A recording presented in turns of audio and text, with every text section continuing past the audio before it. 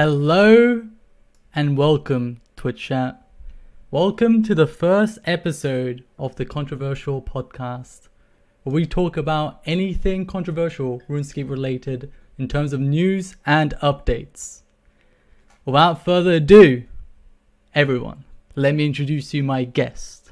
He's one of my closest friends from RuneScape, who I've spent over 1,000 hours talking throughout my journey of playing the game.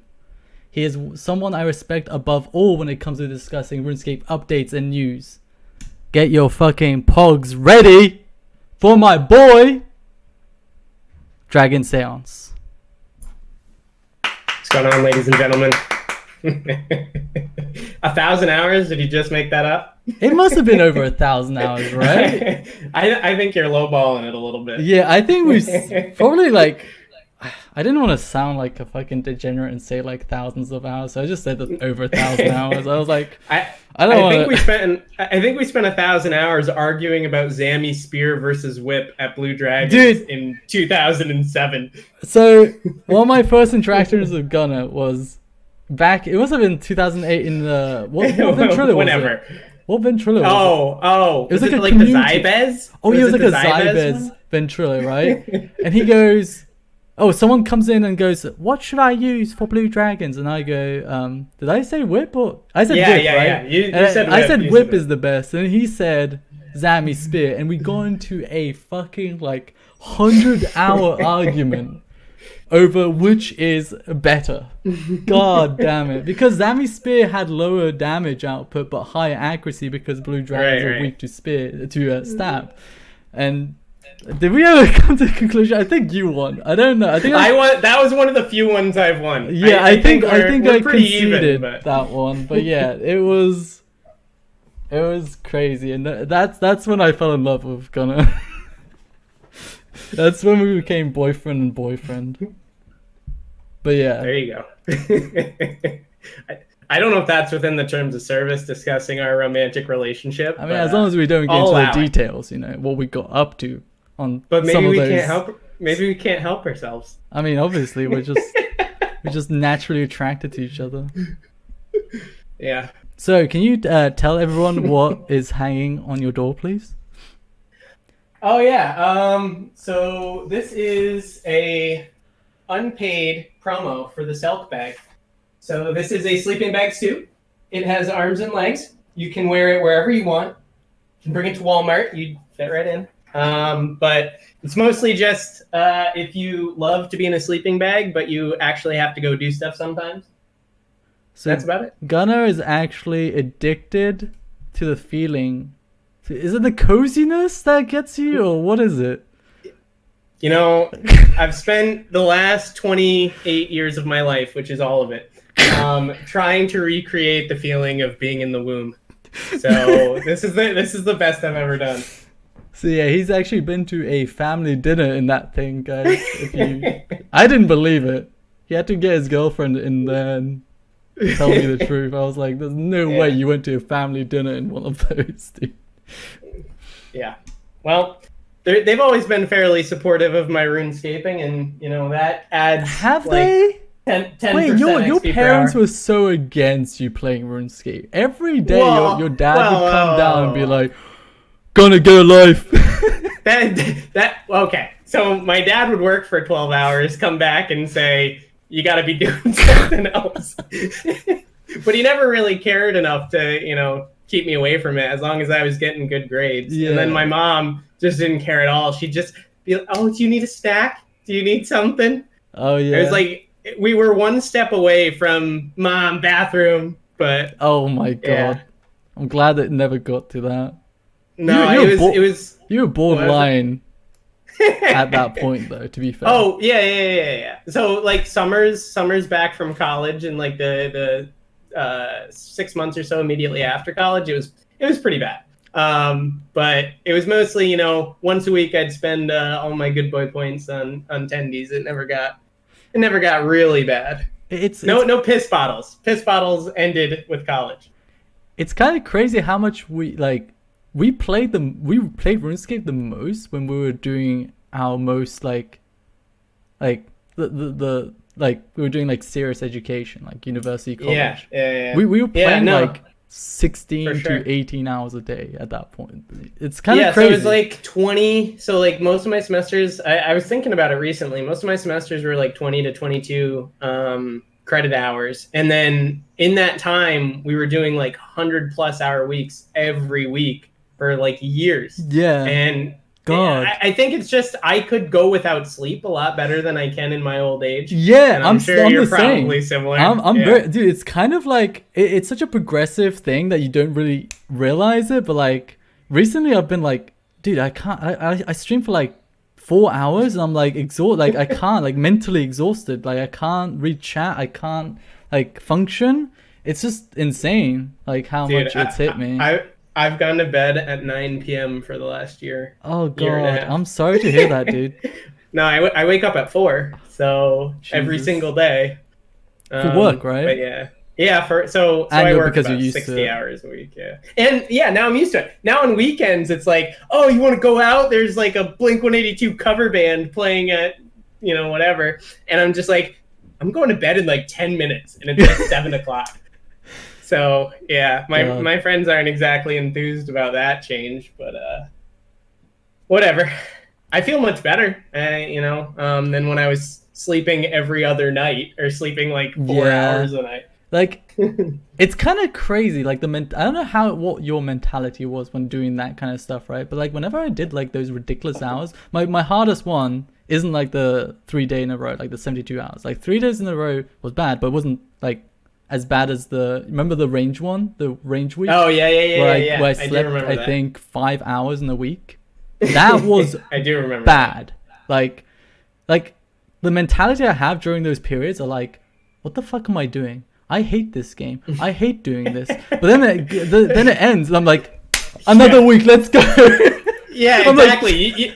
Like right before you fall asleep, like before the micro sleeps turn into real sleep, you're like, the only thing I hate more than this game is myself. Yeah, exactly. You just and then you wake up and you're like, oh my God, I wasted so much time. Yeah, you just like get back on it. It's fucking terrible. It was like a terrible mentality. Like it's just like back and forth. Like I hate this game. I hate myself. I hate my life. Why am I playing this game? Why am I not sleeping? Like I feel like shit. And then I wake up and I get right back to it. But looking back, they were some good times. Like, looking back, like but like rapier bando slaying in like 2011, dude. That was good times. Yeah, god damn. But that sleeping bag over there got me through most of that time, and I'll never forget. I was in one of my apartments in Boston, and I had been up for like 70-ish hours, and I was starting to like see things in my peripherals, and that was pretty bad because I had those like reflective things on the bottom of the door that old houses have in America, and I just kept seeing shadows, and I'm like, this is getting bad. This is getting really bad. Like I was on an alt, and I was 1 and 2 in Slayer for the day, week, month, and I'm like, this is bad. Yeah, that sleeping bag has been with you ever since I met you, I think. I recognized it when I called Gunner and he turned his cam on. I was like, "Wait, is that the same sleeping bag? is that the boy wonder?" Yeah. And he would always like every time someone like flamed him for his sleeping bag, like, "Wait, Gunner, you don't have any covers, blankets. You just have a sleeping bag. What are you fucking poor?" And he goes, "My sleeping bag is more expensive than your whole bed." That's a pretty good impersonation.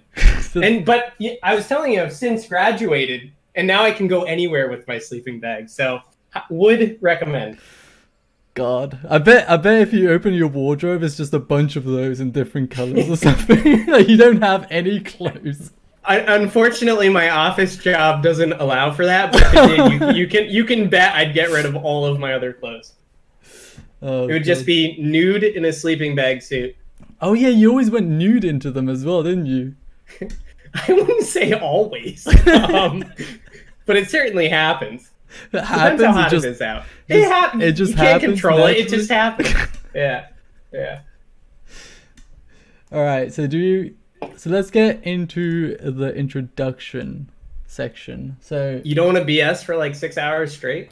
Man, I could BS for like all day. I feel like I can just ramble on. We're both ramblers, I feel, and we could just like go on about everything. All right, and let's go get off, to it, Omid. Multiple tangents. All right, let's get to it. So, let's talk about your history of RuneScape. How did you get started? What are your achievements? What was your peak performances? What was your most prestigious achievement, etc.? Are you asking me to brag for like 10 minutes straight? Basically, yeah. Here's your moment. Well, okay, so I started in 2005. My friend Shane, RSN Pidgey, he said, "Oh, I found this game. You can just kill goblins and pick up iron daggers. It's great." And so one rainy afternoon, I started playing the RuneScape game, and I didn't stop until like 2015. So for a little over 10 years. Dude, the worst. Basically, no breaks. I just realized the worst realization is when you look at your total amount played, right? And you you figure out how much you've played on average. That was such a terrifying thing for me. I think like 2005. I think 2014. I had played from 2007 or 2006 or 2007 to 2013-14 at like over 10 hours a day average.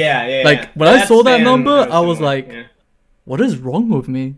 But then I continued playing. Well, I feel even worse when people post like on like Reddit or whatever, and they're like, "Oh, I played this for 300 hours. What am I doing with my life?" And then I look at my adventures log, and I'm like, "Oh my god!" There's like certified pilots that have been on a plane for less than 1/10 of the time I've been in Gielinor. Yeah. So. Yeah, that's what makes me feel bad. I'm like, I could have learned 5 instruments and been, fluent in 3 languages by now. But I got 5.4 bill. Has your average dropped, by the way? Because mine's plummeted. I think I went from 11 hours average to like it must be like 7 or 6 now. Because I barely Didn't we just go through how we didn't want to get sidetracked? Shit! Wait. Okay. Time frame. Let's go. Let's talk about you. Well, no. So from 2005 to 2015, I basically played straight. Right before Invention came out, I 5.2'd, right, and I was a top 10 player. Number and then 5, I right? took a break. I think so. I think number 5. You don't even remember? So not to get. I thought you would get. I thought you would get that tattooed on your ass or something. No. The only tattoo I've been thinking is an effigy, like a huge effigy right on my shoulder. Effigy. I dream about effigies sometimes. Like people have sex dreams, like me too, but about effigies. Dude, I used to have dreams about peeking a divine sigil. Then I would wake up and rush to my computer to see if I've actually gotten it or not. Have you ever had those dreams before, where you like wake up and you rush to your computer to see if you've gotten what you dreamt of? Yeah, well, like right at the time when I bought a fat set, and then certain things happened. I kept dreaming about losing the fat set, and one thing that is common for all RuneScapers is like you start seeing things, like you start seeing abyssal whips. Like every time you see a spiral in real life, you're like, you think about RuneScape like instinctively because you're so used to like that visualization. But anyway, I don't know if that's RuneScapers or if that's just us. Honestly, I feel like we're just like... You might be right. I think we're just addicted. So when I got out of college, I started looking for my career job. I ended up getting hired at a defense contractor, negotiating contracts for the unarmed force branch in the United States. I'm not going to go into which, but anyway. So I started focusing on my career a little bit because it was a lot of learning in a short time. I started dating my girlfriend at the same time, still with her.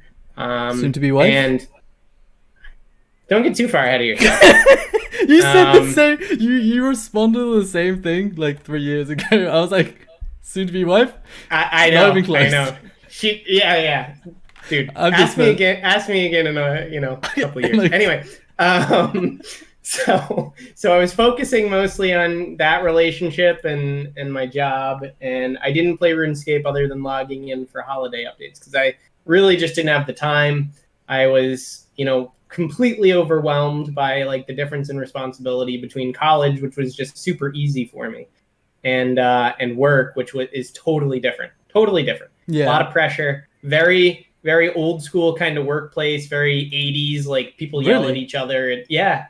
It's crazy. So there's a lot of stress, and I focused mostly on that stuff, and I kind of stopped playing RS other than, just logging in for events. And then I got to a point where I had taken my efficiency experts mentality to the workplace, and I had kind of taken the processes at work and kind of enhanced them to the point where I wasn't nearly as stressed as I was. And I'm like, maybe I could start playing RuneScape again. And I was like, I'll just play, like an hour or two a day, and I won't play on weekends. I got other stuff to do. And since then, that was like a year and a half ago. I've been doing about 2 to 3 hours a weekday, and then 6 to 8 on weekends.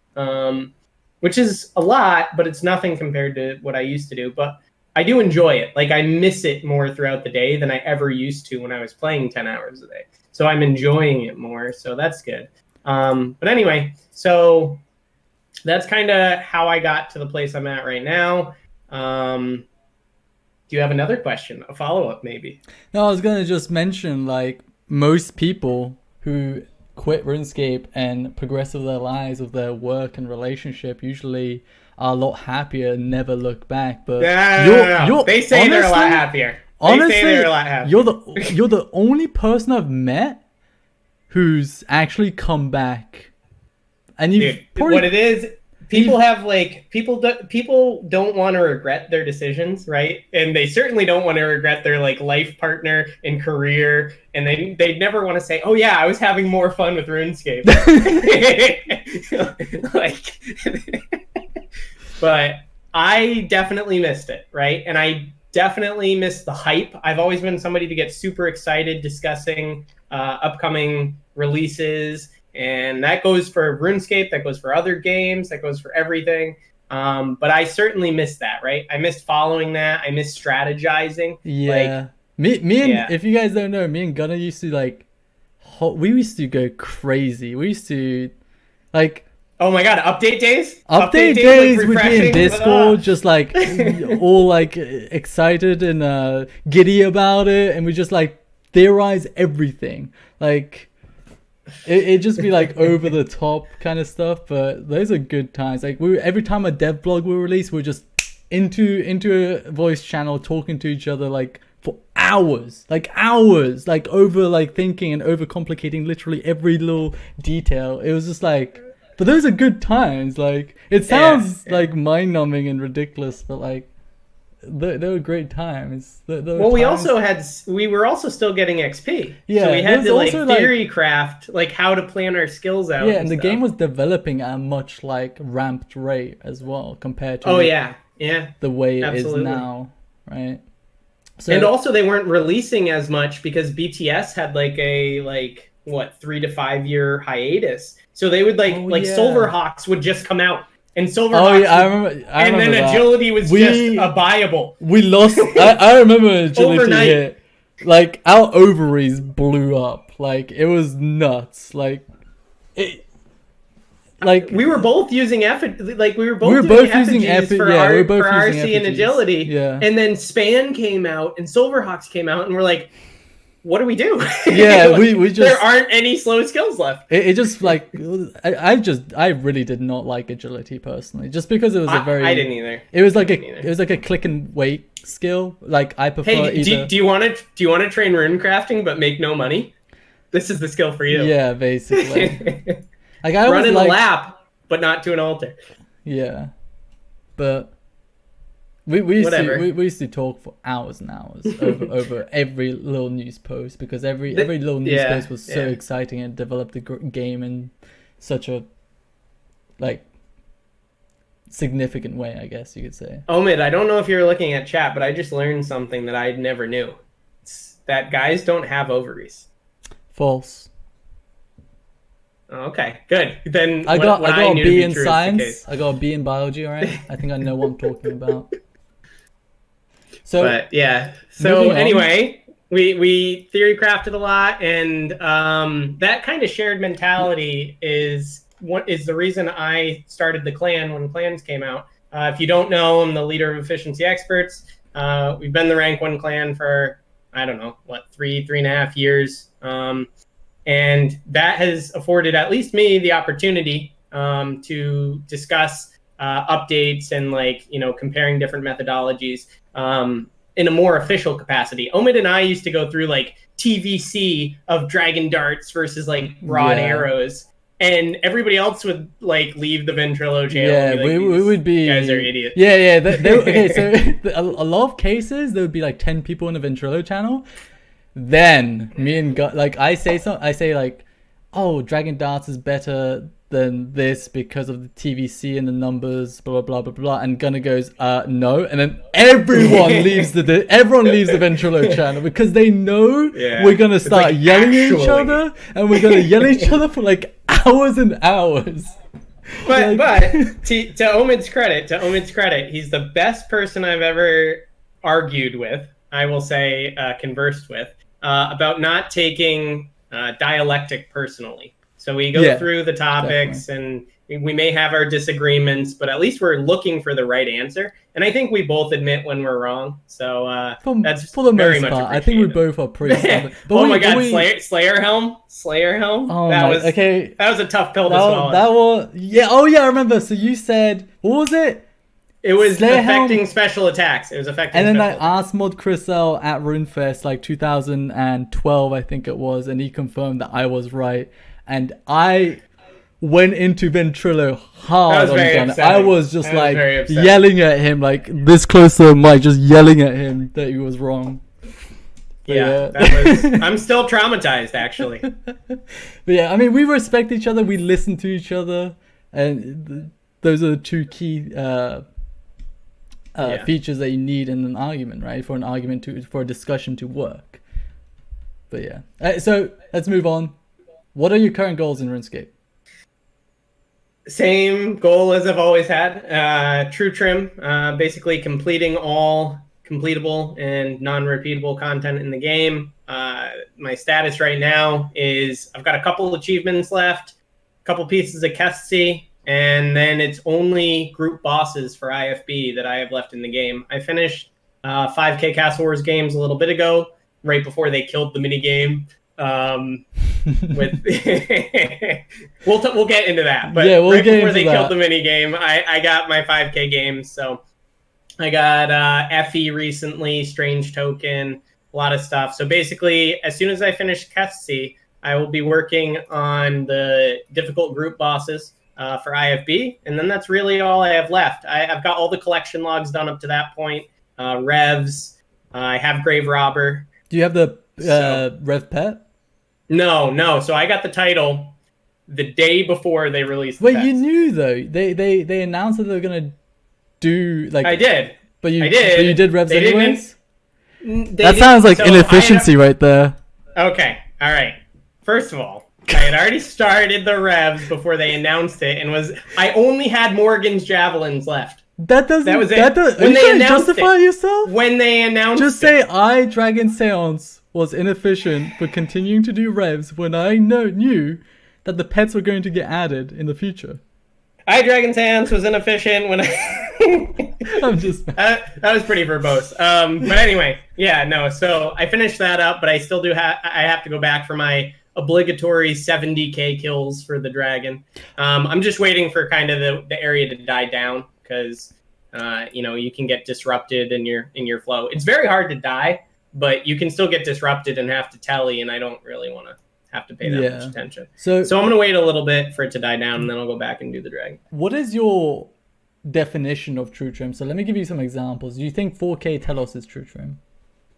Currently, it is very hard to argue that it is not true trim. So I would say yes. Okay. Do you think clue logs are true trim? Clue logs do not unlock anything, so they are not true trim. Exactly. So do you think caps are true trim, as in hitting a cap of something? No, not if it doesn't have an unlock. I think we have the same definition of true trim, but people. So it's every permanent enhancement to your character. If it's simply quick chatting a number that is larger than the number before it, it is not an unlockable. So I don't remember off the top of my head what my definition of true trim is, but it's basically all completeables and unlockables that are unrepeatable, right?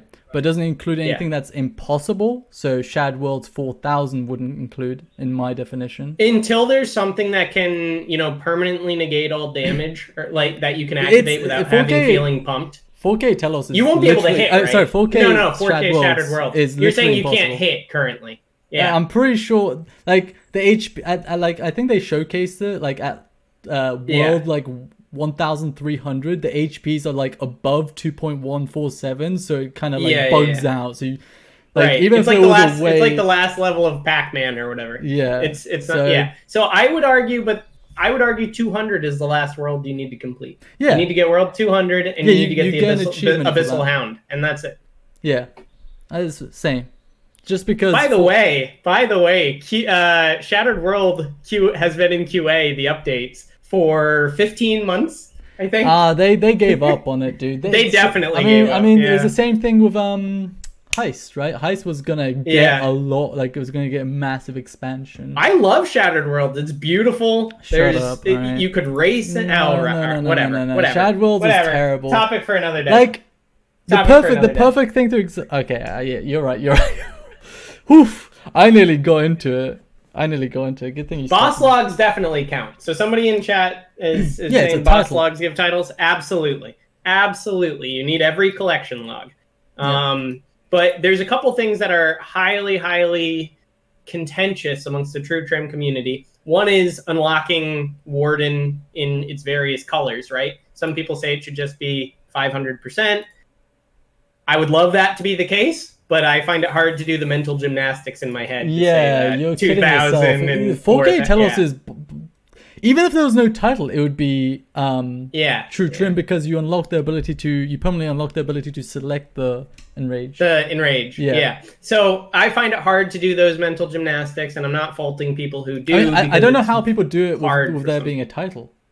The argument is that you unlock Warden. You unlock Warden at 500%, and they're saying anything above that is cosmetic and optional. But anyway, I disagree. I'm on your side. But the other things are like quick chatting, max prestige. So like for Slayer monsters, what is it? 960k kills. So if you include caps. Yeah, exactly. Which is why I don't. It's like I have completed 2.147 billion Master Clue Scrolls. I have played 2.147 billion. It's ridiculous. Yeah. It's just impossible. It doesn't right, but it doesn't count because it's ridiculous or it's impossible. It doesn't count because it doesn't unlock it. Yeah, it doesn't unlock.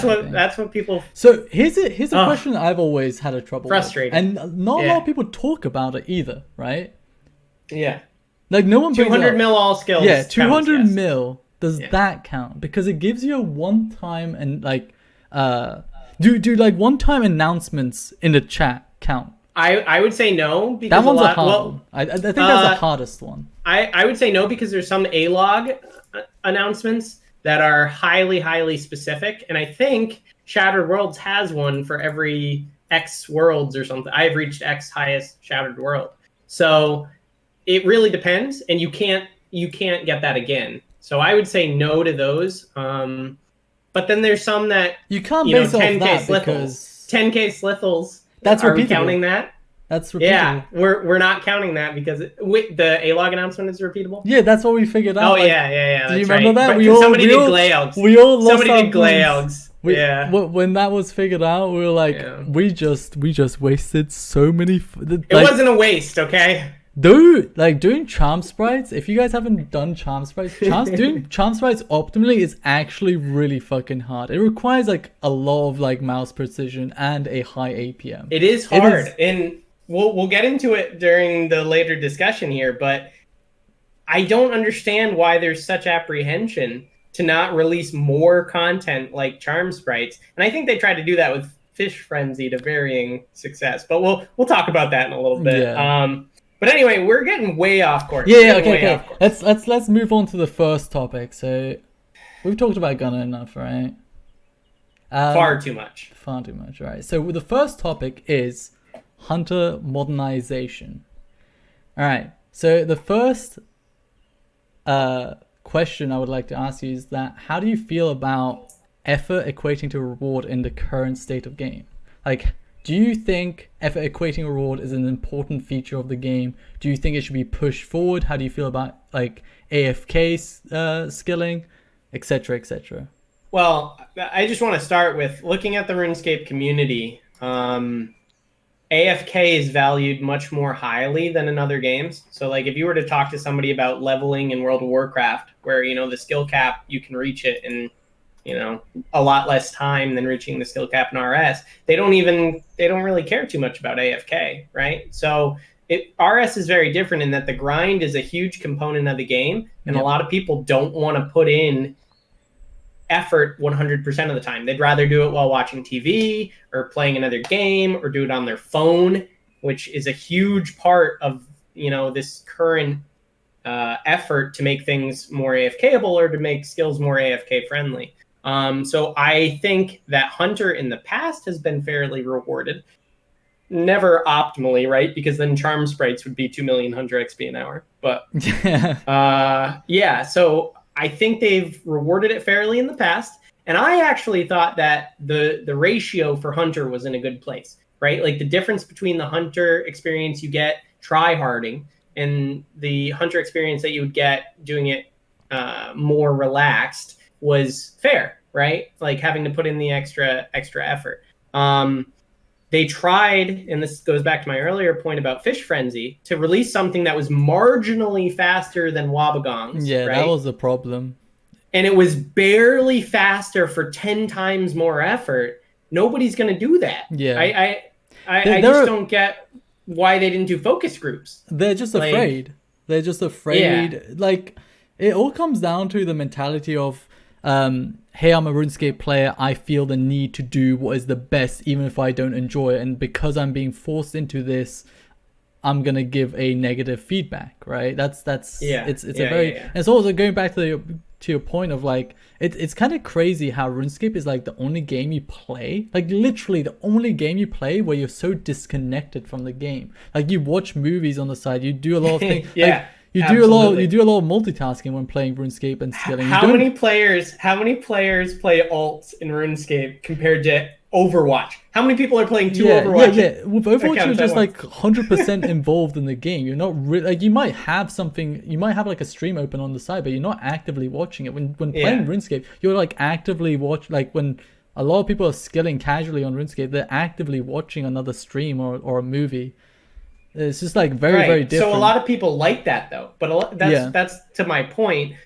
RS has a very high valuation of ease of play, right? So for something to make you pay attention, it has to be so much better. Unless you're trying to set like a daily, weekly, monthly record, which, you know, obviously MTX has an effect on people's mentality. Do people care about that still? Not really.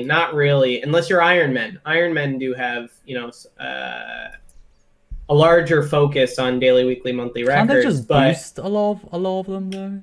Yeah, for bonus XP, yeah, but you still have to do that, and then you have to train it in the actual, you know, XP earning methodology. So, anyway, to answer your question, I think they've got a lot of room to grow with regards to rewarding effort, and I think this current Hunter modernization is a step in the wrong direction. So, throughout the blog, they talk about the XP rates spiraling out of control, and the main driver of that, besides, according to them, crystallize, is the tick manipulation. So, you know, drinking a potion that you already have the effect of in order to lay a trap quicker. That's not zero effort. Like, granted, it is easy once you get used to it, but it is not zero effort. And the fact that they're taking away like what gave you the rhythm of Hunter and made it like feel totally different to any other skill in the game, I just think it's kind of a step in the wrong direction. And it kind of sets a precedent that if anything gets too fast, they're just going to nerf it so they can release updates to fanfare in the future. I mean, the thing is, I think there are so many things that are already fast, and if they're going to apply this, then if you want to be consistent with your logic, you would nerf other things like we talked about earlier was thieving, right? Yeah. Thieving is like compared to other like gathering style, and it's not gathering skill, right? But Support. other gathering style skills, it's much higher, right? So should thieving get a nerf as well on its XP rates? Yeah, and I mean, there's some things that are much more convenient to train that you might have an argument for them being overpowered. Like the main example,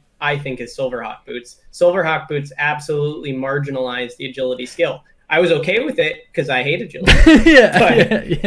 But if you want to talk about nerfing things that are overpowered so you can create hype for updates in the future, and that's really what they said, right? Basically, we ran out of room to make a new hunter method better without it being ridiculous. So this big game hunter update that's coming out next month, they would have to make it 3 million XP per hour for anybody to do it. Yeah. And that's why they're looking at the XP rates and saying, guys, this is ridiculous.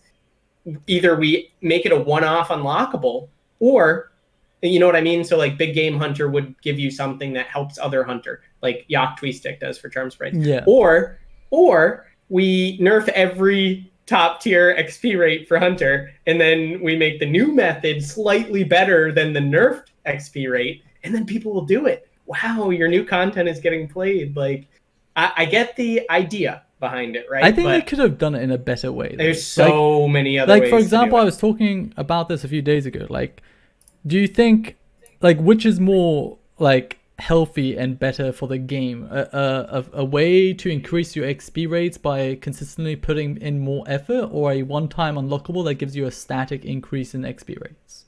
Basically, the first. Obviously, I think the first is better, but the main thing RS has over other games is what I like to call the intertwined progressive nature of the game, right? So, like, you train Herblore to be better at combat to get, you know, I'm sorry, what was that word? To get better. What was that word? Intertwined progressive level. Herblore? Yeah, Herblore. It's American for Herblore. I don't know what Herblore is. Can someone please teach me American English? All right. Anyways, continuing on. Anyway, so that's my thought about it. If they're going to be consistent, expect to see player-owned farms nerfed, expect to see Silverhawks nerfed, expect to see every skill in the game that's over 1 mil XP per hour, which is, what, 2/3 of them now?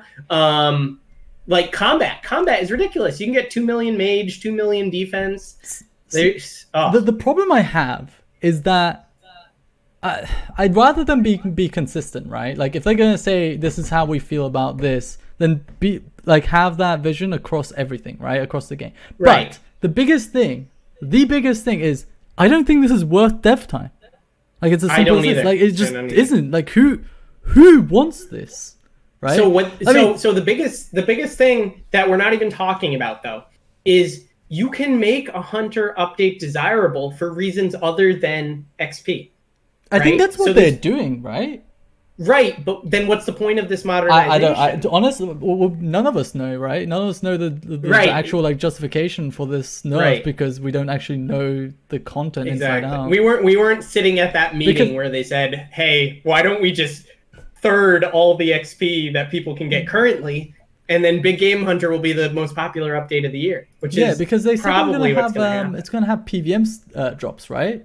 PVM style drops, yeah. So if they're making unique rewards. So I don't know if unique means untradeable or just available from that. Literally, it means just available from that. But if it had untradeable rewards that help you elsewhere, for example, in combat, you know, people are going to do it. Like, imagine if you could get inventory extenders from Big Game Hunting. I was talking about that. And they were stupid rare.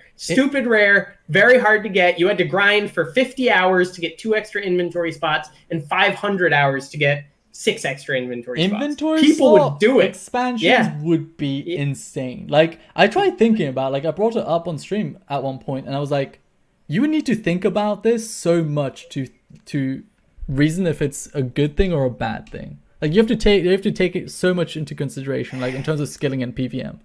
And the price not tag, too many slots. Also, where would they come from? Where would it be justified to come from? PVM or skilling or what? It would come from this Big Game Hunter. You get these hides. I don't know if I like that. You get hides that you can extend your backpack. I mean, it's not Is that it a it's not back? that Is your hard. inventory an That's actual how. backpack? Yeah, it is. That's how, so. That's I don't see a I will backpack on tell my you. character. I will. That's true. But the icon is a backpack. That's how it works in World of Warcraft. Is you make bags. Yeah, but inventory in World of Warcraft and inventory that's true. in RuneScape So they're different are very, games. very They're different different. games. Like inventory in RuneScape is like inventory It's expansion huge. would be It's like never one of the changed. most. It's never changed. Yeah, it would It's be one always of the been most 28. insane changes, I think. So it would be insane. I totally agree. But it's as long as you don't make it too many slots, it is reward space that they've never explored before. So what I'm saying is you don't have to nerf current hunter, right, to make this update desirable. You can make it desirable in other ways. Yeah, I mean, I agree. I 100% Yeah. agree. I think that's what they should go for rather than trying to nerf the XP rates of current Hunter to artificially increase the amount of people interacting with the new Hunter edition. Also, I was thinking maybe the inventory expansion comes partially from killing creatures on the island and Hunter. Like There two parts. you go. That's great. That's great. The more reward space you can implement. So, for example, like you get construction materials from certain things, right? In your case, you're saying these new Slayer monsters will give you whatever spines or rivets, whatever you want to call them, spikes, and then you use those spikes with this leather that you get from Big Game Hunter, and you make inventory extenders. Like that is an example of making an update desirable for nearly every player without focusing on experience. I think. So wait, sorry. I don't know. When Jags usually approach developing a piece of content, don't they go? We either want it to be good G per hour or good XP per hour. So what direction are they going? Are they going to go for both? Some pieces of content in RuneScape have both, don't they? They have like the option to sacrifice loot for XP, but that's probably what they go like for. Magister. Like Magister is insane XP and money. Yeah, like I feel like. So, I mean that has to be the reason why they're nerfing XP rates for Hunter. Yeah. No, it definitely is. So it's definitely. I just think they did partly it in a bad to make. way. Yeah, like I feel it's definitely to make land out of time more desirable, at least partially. Like so currently tick manipulating goes from 4 tick to 2 tick. People say 1 tick, but it's 2 ticks, right? It looks like 1 tick, but the whole action consumes 2 ticks of your time, right? So they could maybe, I don't know how. I'm not a programmer, but like maybe change it to 4 tick to 3 tick. So basically nerf the method by a tick. It depends how many squares you are away.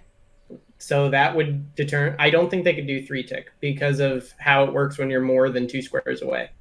Right? They wouldn't be able to make that interval when you are 3 squares away. Can they not? I don't think so. I could be wrong too. I feel like they could.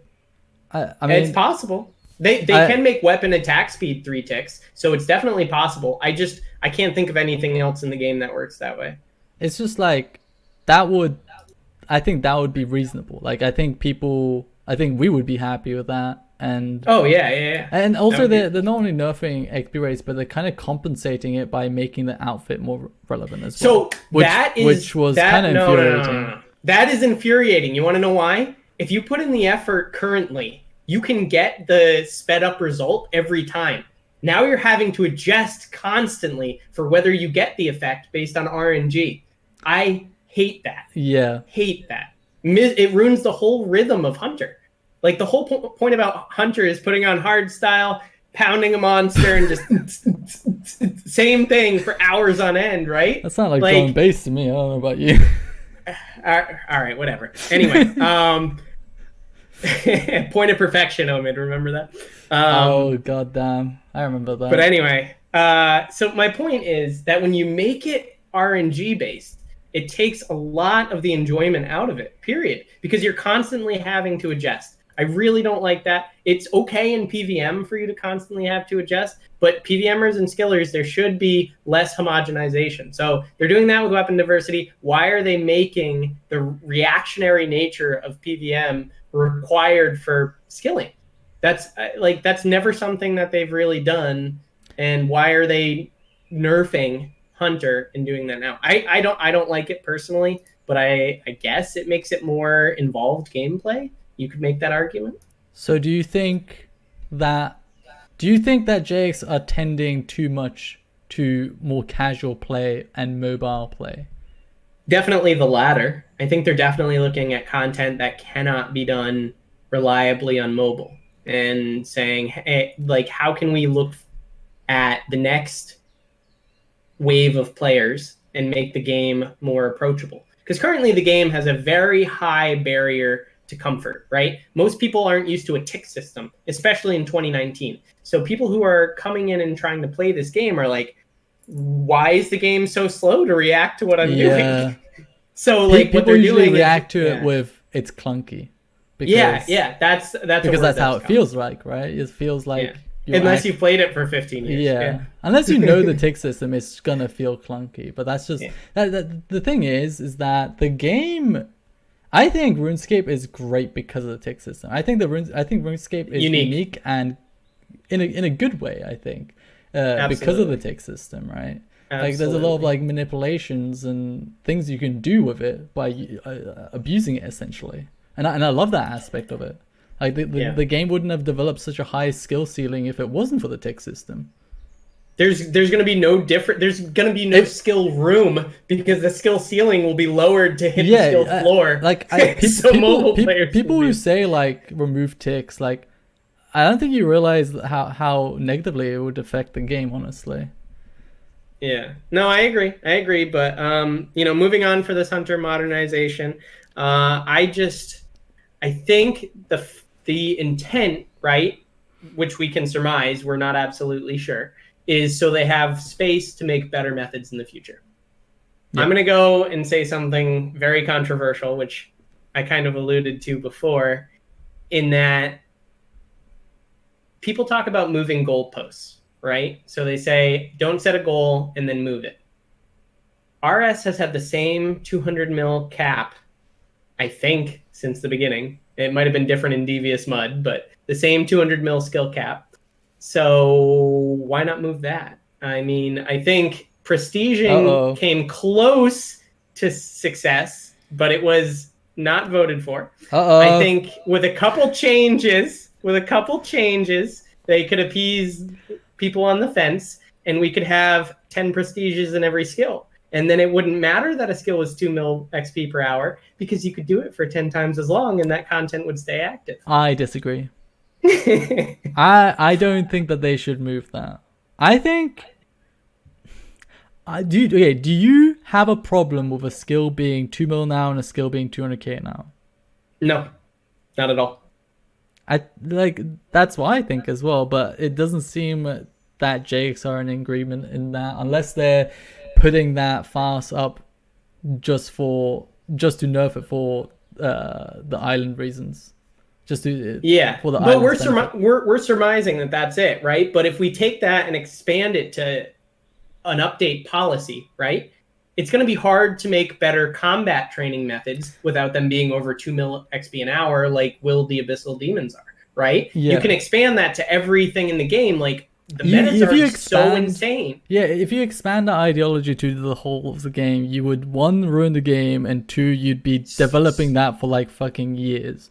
So here's the thing. I think that's what they're looking at, right? And you can see it with the weapon diversity update too, is they're looking at the remaining reward space and saying, how do we, keep that shortened reward space and still create content? Oh, wait, we don't want to move to T95 yet. Why don't we just make it so that we can release 20 more T92s? That will take us 10 years. That's scary, though. So like, it is. Power creep is not bad. People are afraid of power creep. I say that like every day on my stream. Power creep is a natural and healthy aspect of a game. Yeah, it just keeps the game fresh, keeps you playing, keeps you striving for something, and creates new goals. It's such an unhealthy mentality. It's excitement. It's the source of excitement. Yeah. Yeah, like oh my god, if they had a T92 spear, corporeal beast is going to be so easy. Okay, add a hard mode corp beast. It's not that hard. Don't suggest that. I know it's an example, but don't say that out loud. I hate corp, and I don't want it to be expanded. Oh, I loved corp. I did like 6k kills, and it was like 14 mil an hour. So... It was great. Anyway, the point is they're lengthening their reward space because it's too short right now, right? They're saying, oh no, how are we going to go from T92 to T95 to T99, blah, blah, blah. You know what I mean? The same thing can be said for skills. If they just take the existing levels and then they say, oh, we'll just nerf the top end for everything every time we want to release new content, people will play the new content, right? But the game is not growing. It's just people, and that's why they're I not like playing. Prestige. They're not playing the game with enjoyment either. They're just playing it because it's the best race. They're not getting anything like exciting out of it. They're not excited to do it because they're like progressing to something. That involves power creep. Like I think good examples is like Overload release for skilling and like for PVM, like throwing it out there off the top of my head, like Dragon Claws. Remember when Dragon Claws were released, everyone fucking lost their shit. When you got a Dragon Claw drop, you would literally just like it's hard to create hype. It's hard to create hype in RS3 compared especially to old school when there isn't as much niche reward space because the meta is so well defined. And what old school does well is they add things like the Twisted Bow or the Scythe that have uses that completely throw the meta out the window, right? Like Blowpipe DPS is absolutely stupid, even compared to Blowpipe is dumb. I think Twisted Bow is an okay niche bow. I think it's a bit too strong. I mean, I would say Blowpipe is the most overpowered because of the accessibility. Yeah, because Scythe is a good 3 mil. Yeah, Scythe is a good niche weapon, I think. But what I'm saying is it's hard to create the same hype in RuneScape because you have limited reward space left. And they have two options. They can either move the reward space up, so T95s, etc., and they're taking the other option, which is to just expand the current reward space. I don't necessarily mind that, but I just want them. I kind of do. I want them to. So every other game takes an expanse approach, right? They add higher levels. They add more stuff. Yeah. And it has its pros and its cons, right? And it makes World of Warcraft. One of the your purples are garbage, right? Yeah, it makes your previous gear redundant and but that's fine. It's just as long as they can continue to. I'm not disagreeing. I'm just like trying to explain to anyone who's not played another MMORPG before. When a new expansion comes out, your previous best in slot become equivalent of like bronze. Like they become trash essentially. Anyways, sorry, go on. I just want to. Oh yeah, no, I was just in the middle of a rant about how reluctant Jagex is to move forward with RuneScape. Exactly. They're advancing the story, which I'll give them credit. The story is advancing, which is great. But the gameplay, especially for people who are 5.4 built, right? The chance of them releasing a new skill in the next 10 calendar months is almost zero. But who knows about next summer, next winter? But besides the point. They are not expanding the game for hardcore players. And I'm going to go back to it, and I know it's less than popular with some people, but if they add prestige, it takes very little dev time, completely separate high scores, gives autists like myself something to do. I just don't think doing that is the right... Who does it hurt? The old 200 mil high scores stay exactly the same. It's the order of how people get 200 mil. There's just a separate high scores. Even make every prestige the elite curve, so you stay at lower levels longer, and it makes lower level content more active. There's like no con to it. Additionally, skilling would be more profitable. I don't have like a real reason against it, but I just don't like the idea of it. I thought that was against the rules. Though. Yeah, it is against the rules. But this is the one thing. No feels in this. I think it just like pushes people to an extreme, unhealthy way of playing the game. It's not unhealthy if you can do it all on your phone. I don't know. You think I'm joking, but you can do most of the skills on your phone already. If they continue catering to mobile, Prestige is literally the only subject that I'm against that I can't give even to myself a justified reason for. It's a very like personal bias, which I will admit. Now, people don't like the moving of goalposts, right? They like a finite end. I understand that. I used to be against Prestige too, but now what made you turn for it? Well, so basically, I like that interwoven leveling, right? And once you hit 5.4, which is getting quicker and quicker, you can't skill. There's nothing to do that requires a stupid amount of time and or dedication other than PVM. Unless they want the game to become only PVM, which it seems like that's kind of where it's going. They've got to add more skilling opportunities. I think that's going to come with this just island. way too fast. I think but it doesn't matter because I'm not going to do the island-wide agility course unless there's a unique unlock. I mean, it will be. I'll do it for. That's what I'm saying. But I'll do it for 5 hours and be done. It will come out with like untradeable, significant benefits, surely. And like that's what you can do. That's what you can do with skills instead of adding prestige, or you can add new skills. I absolutely agree. These are suggestions that I would say are better than prestige. I would agree if they do that. I mean, yeah. If they do that. I mean, yeah. So, if they add the inventory expansion and they make agility inventory expansion is a bit of a hard one, but just like in general. If you keep repeating it, they'll do it. Is that how it works? No. Yeah, that's how it works. I would say just untradeable, significant benefits for both skilling and PVM. Very similar to Herblore, Prayer, and Invention, right? There you go. I want that across every skill. That's what I would look at the armor spikes. Look at the armor spikes, soon to be alloy spikes. Like it's not game breaking, but it's good. I forgot. Was it significant? I just skimmed through it. I don't remember the exact numbers. It's only significant when first of all, they're making it double as good with alloy spikes, which are coming out. But current armor spikes are actually like ridiculously insignificant. They're not ridiculously insignificant. They armor are spikes insignificant. The current armor spikes? No, they're not. They're not that bad. They are pretty minor. I but mean, with alloy spikes, they're doing double damage. If your DPS is like 1 damage per hour, and you're fighting something that hits like a truck, then they take no extra effort. So the thing is, if you make a unique benefit for every non-combat skill, right? Look at how much overloads change combat. When you do the same thing for every skill, if you make agility level add a parry rate, so every time you get hit, you have a chance of returning the damage you would take. Think about that. Like, just think about those compounding effects. Very hard to balance. So I think, you keep them a little bit understated. You buff them if nobody's using them, which is the case with armor spikes. That's why they're making alloy spikes in 2 days. But you got to keep them somewhat reasonable. You can't have an overload for every skill. Otherwise, we'd be one-hitting every boss. Yeah, I mean,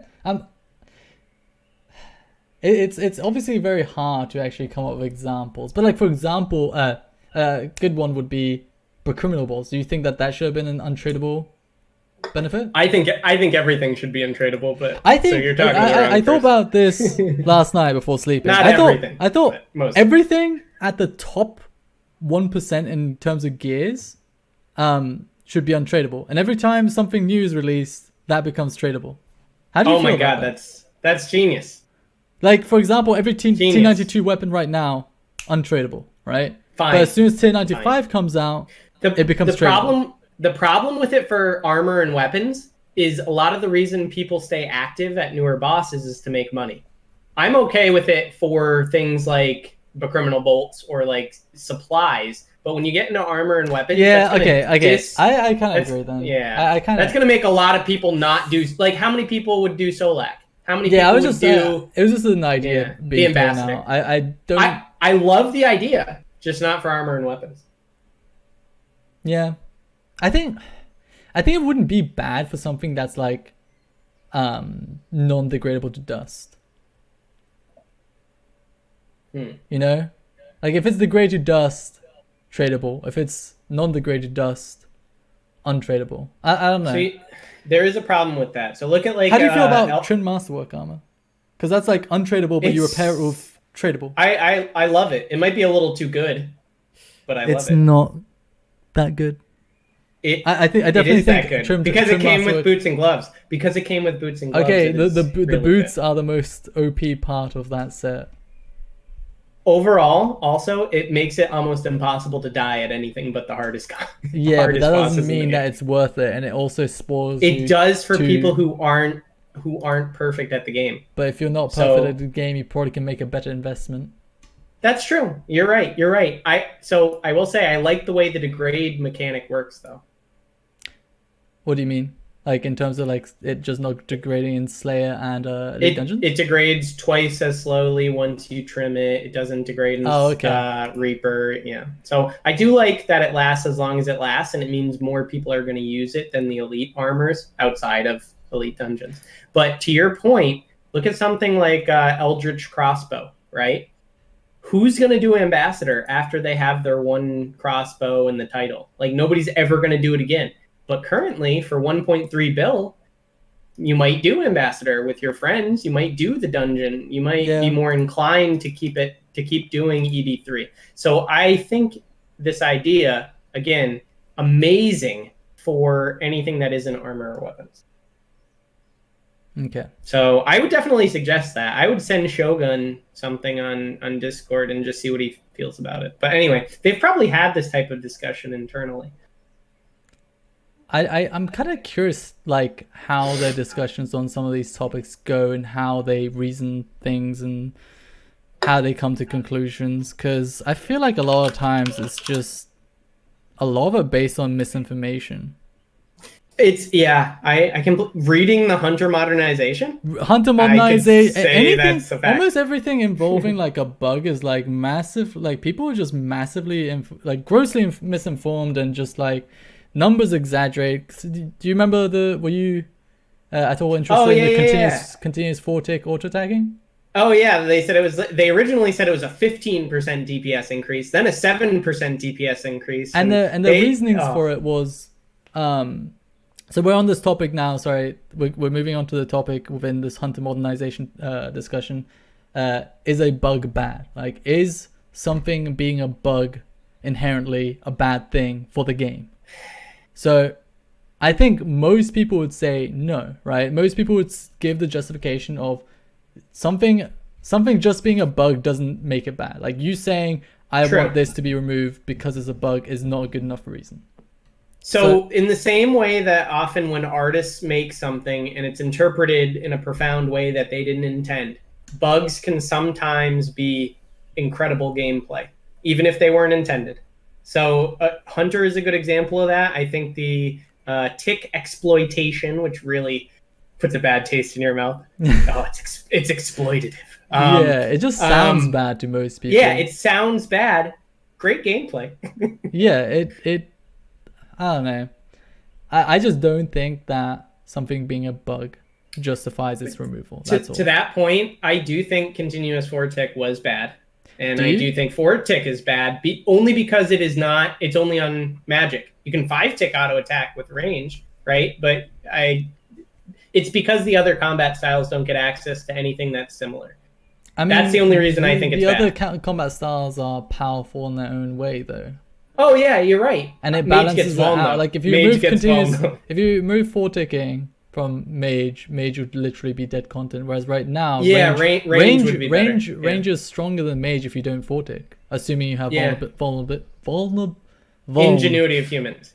Yeah, assuming you don't have vuln, range would be stronger than mage if you don't 4-tick. Well, no, now you can vuln with any style, so I'm just saying it's just a little extra effort.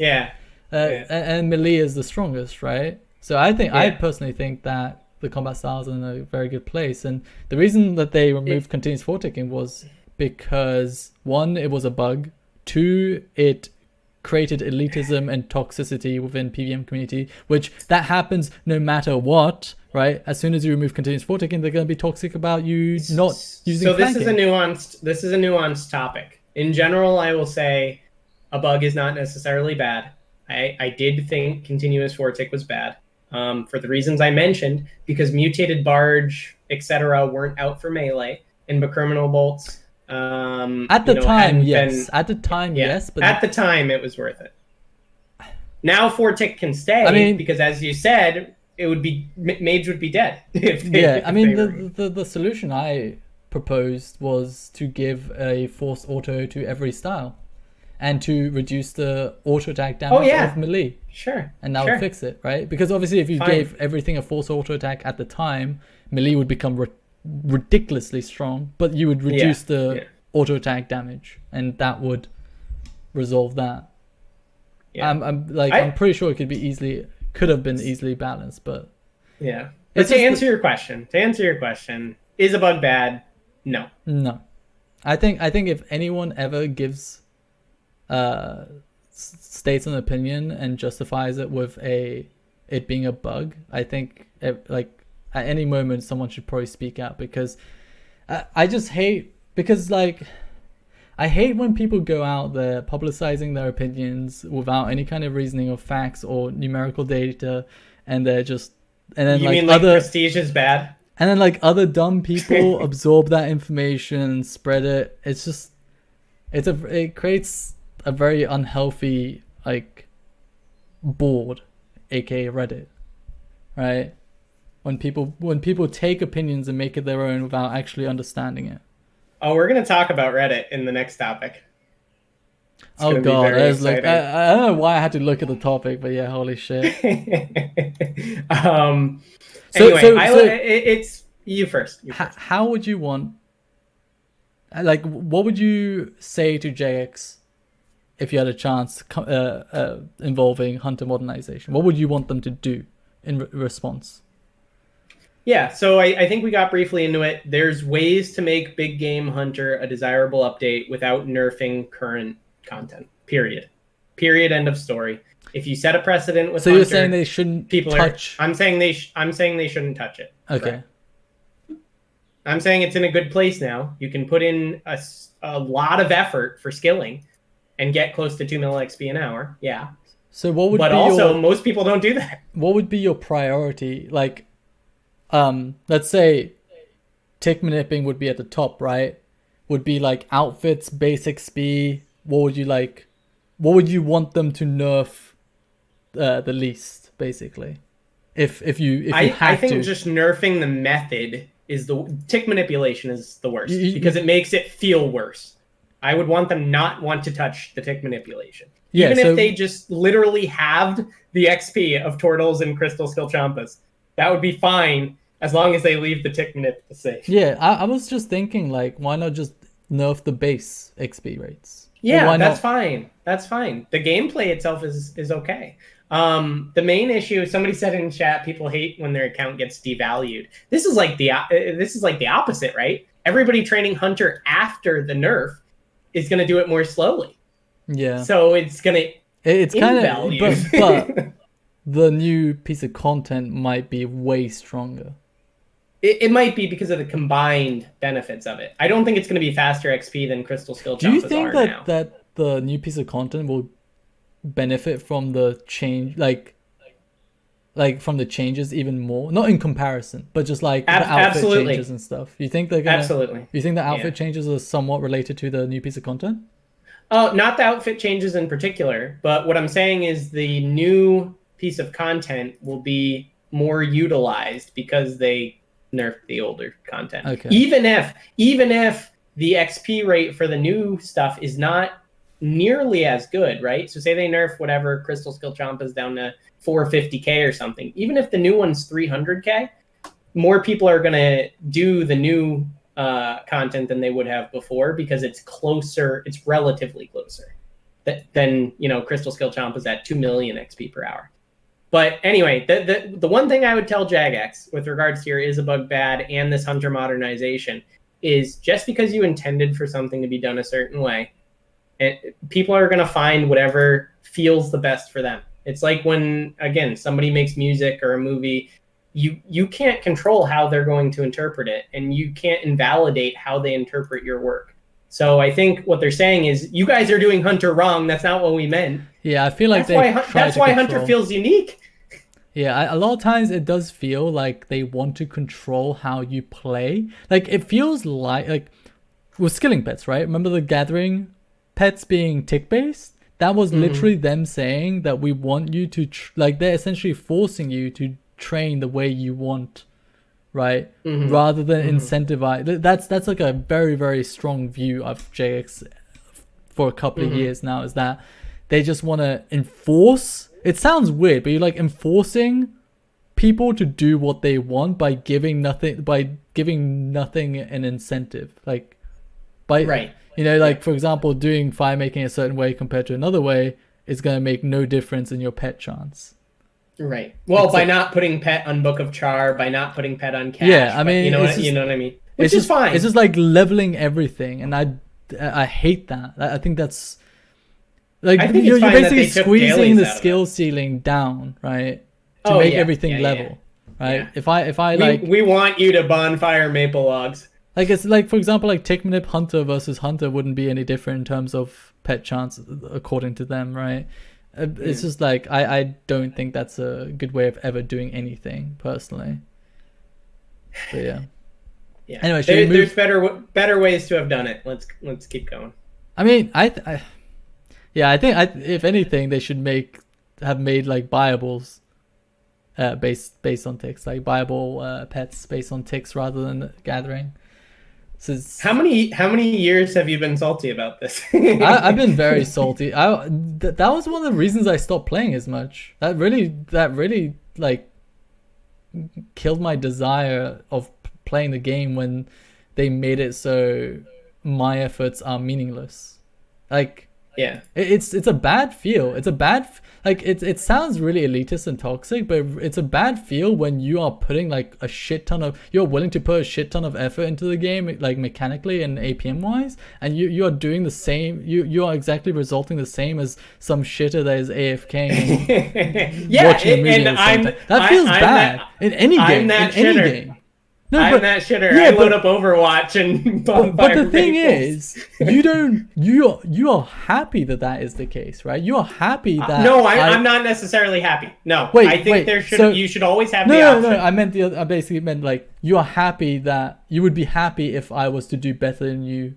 If I would result better than you if I put more effort. Absolutely. Like I don't think there's any new player that plays a video game and they're like, they want to see someone better than them and do better than them, because then they have something to strive for and look up to. Yeah. When someone with like this is going to tangent a bit, but like one of the issues I had with Destiny 2 is that like in a certain area everyone becomes a certain level. So even if you're like level 500, you get reduced down to like level 100 in a level 100 area, right?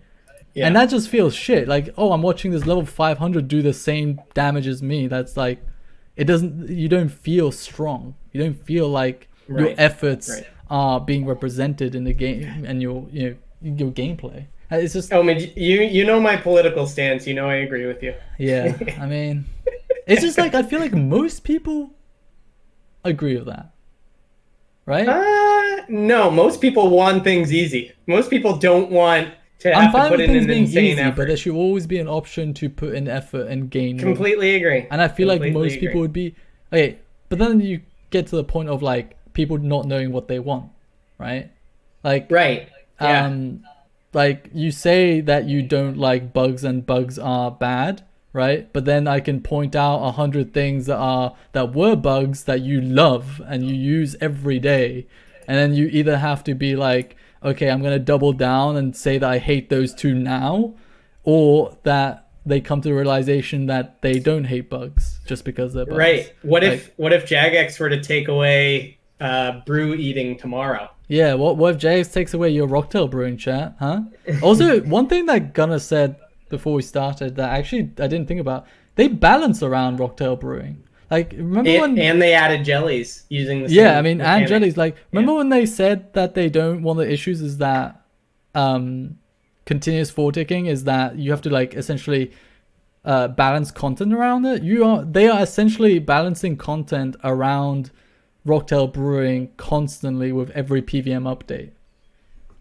Haven't used Rock Brew in ages. Jellies OP. Well, nobody's eaten a Rocktail in 2 but years, like I know what you meant. The amount of healing that you can get in like a minute is much more because of that bug, right? Yeah. Jelly and restore that exists, and everyone loves it, including myself. But that's a bug, right? People when people hear that, they're like, "No, it's not a bug." I'm like, "Yes, it is." Dude, I still remember when they removed it. I was PKing with like 60 mil risk, and 60 mil back then was a lot. And I was like, why can't I drink my brews? But you're right. They're not taking any consistent approach. They're saying, "Oh, tick manipulation has allowed XP to spiral out of control." Not particularly. Turtles were the big change, but that's okay. They said crystallize was actually the biggest change, but the biggest change was when they released turtles. So, how do you feel about crystallize? I don't mind. I think it's a good reward from a high level quest, which they're taking away one of the rewards from the quest. Again, they could just nerf the base XP rate, keep all the gameplay the same, identical, spend less dev time. Yep, less dev time. I just don't get it. Yeah, I definitely think if they're going to nerf, if they're set on just nerfing the rates, you should nerf the base rates, or not complete, or maybe nerf the method, but not remove the method. Right. Anyway, I think we're mostly in agreement on this one. We should probably move to the next topic, which is the Completionist Rework. This is gonna be a shit show. This is gonna be a bloodbath, boys. Children need to leave the fucking channel right now. But yeah, leave your sensitivity at the door. Yep. So, the first. What did you just whip out? Did you whip out your 5-page essay? I made sure that I had my notes ready. The Hunter Modernization one, I had 6 pages. I think we discussed like a page and a half of it, which took like an hour. So I think we're just gonna stop there, and we're gonna move on to the comp cape. So, one of the topics. All right, let's start with what do you want comp cape rework to do? So basically, not happen. Like you want no change at all. I do want changes, but it's ones that they've never put forth. Okay, tell me what you want changed. Move Reaper to Trim. Move Castle Wars back to 5K. Put it on a 3rd cape, and then have that 3rd cape require a bunch more requirements. True trim, basically. That's it. Yeah, and it doesn't even need to be called true trim. It could just be enhanced trim. Comp E instead of comp T. So, do you think comp should stay best in slot? I absolutely do not have a problem with that. I don't care either way. You know as well as I do that comp cape releases created a unhealthy way of playing the game where people just comp for the reason of best in slot PVM. I don't think that's unhealthy. I think it's unhealthy because not just because of people doing something that they don't like, but because it also affects future content and the potential of future content. Wait, what did you say? I said elaborate. I'm curious. So people crying about certain pieces of content and preventing that, like those pieces of content to come out in the future. Like how many people complain about quests? I just disagree that those complaints are valid. I mean, same, but realistically they're not. Realistically, they have as much value as our opinions. So I'm obviously taking a more idealistic approach. You can't, though. You have to look at it from a realistic perspective. That is being pragmatic, right? That's why I brought forth moving Reaper from comp to trim. That way the stats are still completely unrelated to PVM, right? Reaper only gives you a cosmetic benefit. And then after that, for people who want more requirements, I'm sure you and I got bored of trim a couple of years ago. They could add everything to an even higher cape. I just think the current complaints, which are mainly, I suck at PVM, why can't I have a comp cape? Fine, just move that requirement to trim. I don't really care. And then I don't want to spend hundreds of hours at Castle Wars. Well, first of all, they've added enhancers, they've added Thaler. Like, how much more do you want? I think they should. But also, just move that to another cape. I don't see the problem with it. Yeah, I think I agree that they should add an additional cape. That's just my proposed methodology takes so little dev time. That's what I'm looking at, is like, how much dev time should they spend on a comp update where somebody's going to be disappointed anyway?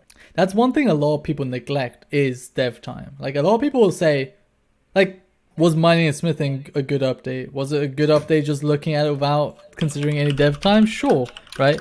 Considering dev time, it was an absolute fucking terrible update. Hello? Like, it was, like, a lot of it was unnecessary and something that people didn't ask for, right? Mm-hmm. But, yeah, I mean... Wait, what was I kind of lost my train of thought. But... Oh, right, so I was gonna say... So how do you feel about the different categories of completionism and adding capes for them? So that was a huge issue, right? They came out with this like proposed rework. A bunch of people complained. They came out with a simplified rework. A bunch of people complained. Just a separate group from the first set of people. People just won't be happy because they don't know what they want. That's it's more than that. It's more than that. It's the people who are going to vocalize their opinions at any particular time are the people unhappy with the current direction. So if you look at, let's use Reddit as an example. Dev blog comes out. Hey guys, we're coming out with 16 new capes. People are like, this sucks. I don't understand. Maybe I didn't read the dev blog, but I don't get it. Whine. Jagex says, okay, next dev blog coming out. All right, well, we're only going to do X, Y, and Z, and all the rest we're scrapping. Right? Different group of people complain. So my main contention is the vocalization of concerns at any given time. Like the negative motivation is always much stronger than the positive motivation. So every single type of comp rework is gonna have some people upset. Yep. But to answer your question, centralized versus decentralized, like a bunch of capes, I don't want a bunch of capes at all. See, I was against that at first, but then I thought about it, and realistically, I like there being stepping stones for people. The only issue I had, right? The only issue I had with them spreading so many capes was that they're not going to be able to add requirements from an objective standpoint, right? Like everything, like how? Oh, they say they are. They say they are. I mean, they've said that before. Did you see the requirements? They were very subjective, like wording. Yep. It was like basically what I'm saying is that once a new piece of content comes out, do they decide it's gonna go in tier 2, tier 3, tier 1? Like maybe it's like partially PVM, partially like quest. Like it's just you're setting it yourself up for so much failure. It's just but. Look, like eventually thinking about it, I didn't actually mind the thought of them having a top cape for each category, like Master Quest cape being for quests. So I do, and I'll tell you why. Wait, can I pitch my idea, because I haven't pitched this before? Pitch your idea. So the combat cape, right? So they pitched 5 categories, right? So it was combat, skiller, quests, exploration, minigames, right? But they had 3 tiers. I'm suggesting only 1 cape for each category, right? So the combat one would be my idea of the combat in my comp cape rework idea, right? So that would be the top end combat cape.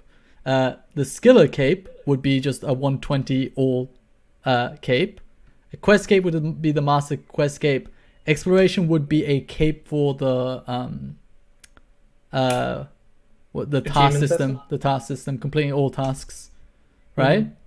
But also they said that at one point they said that they were going to add a set effect to tasks. Whatever happened to that?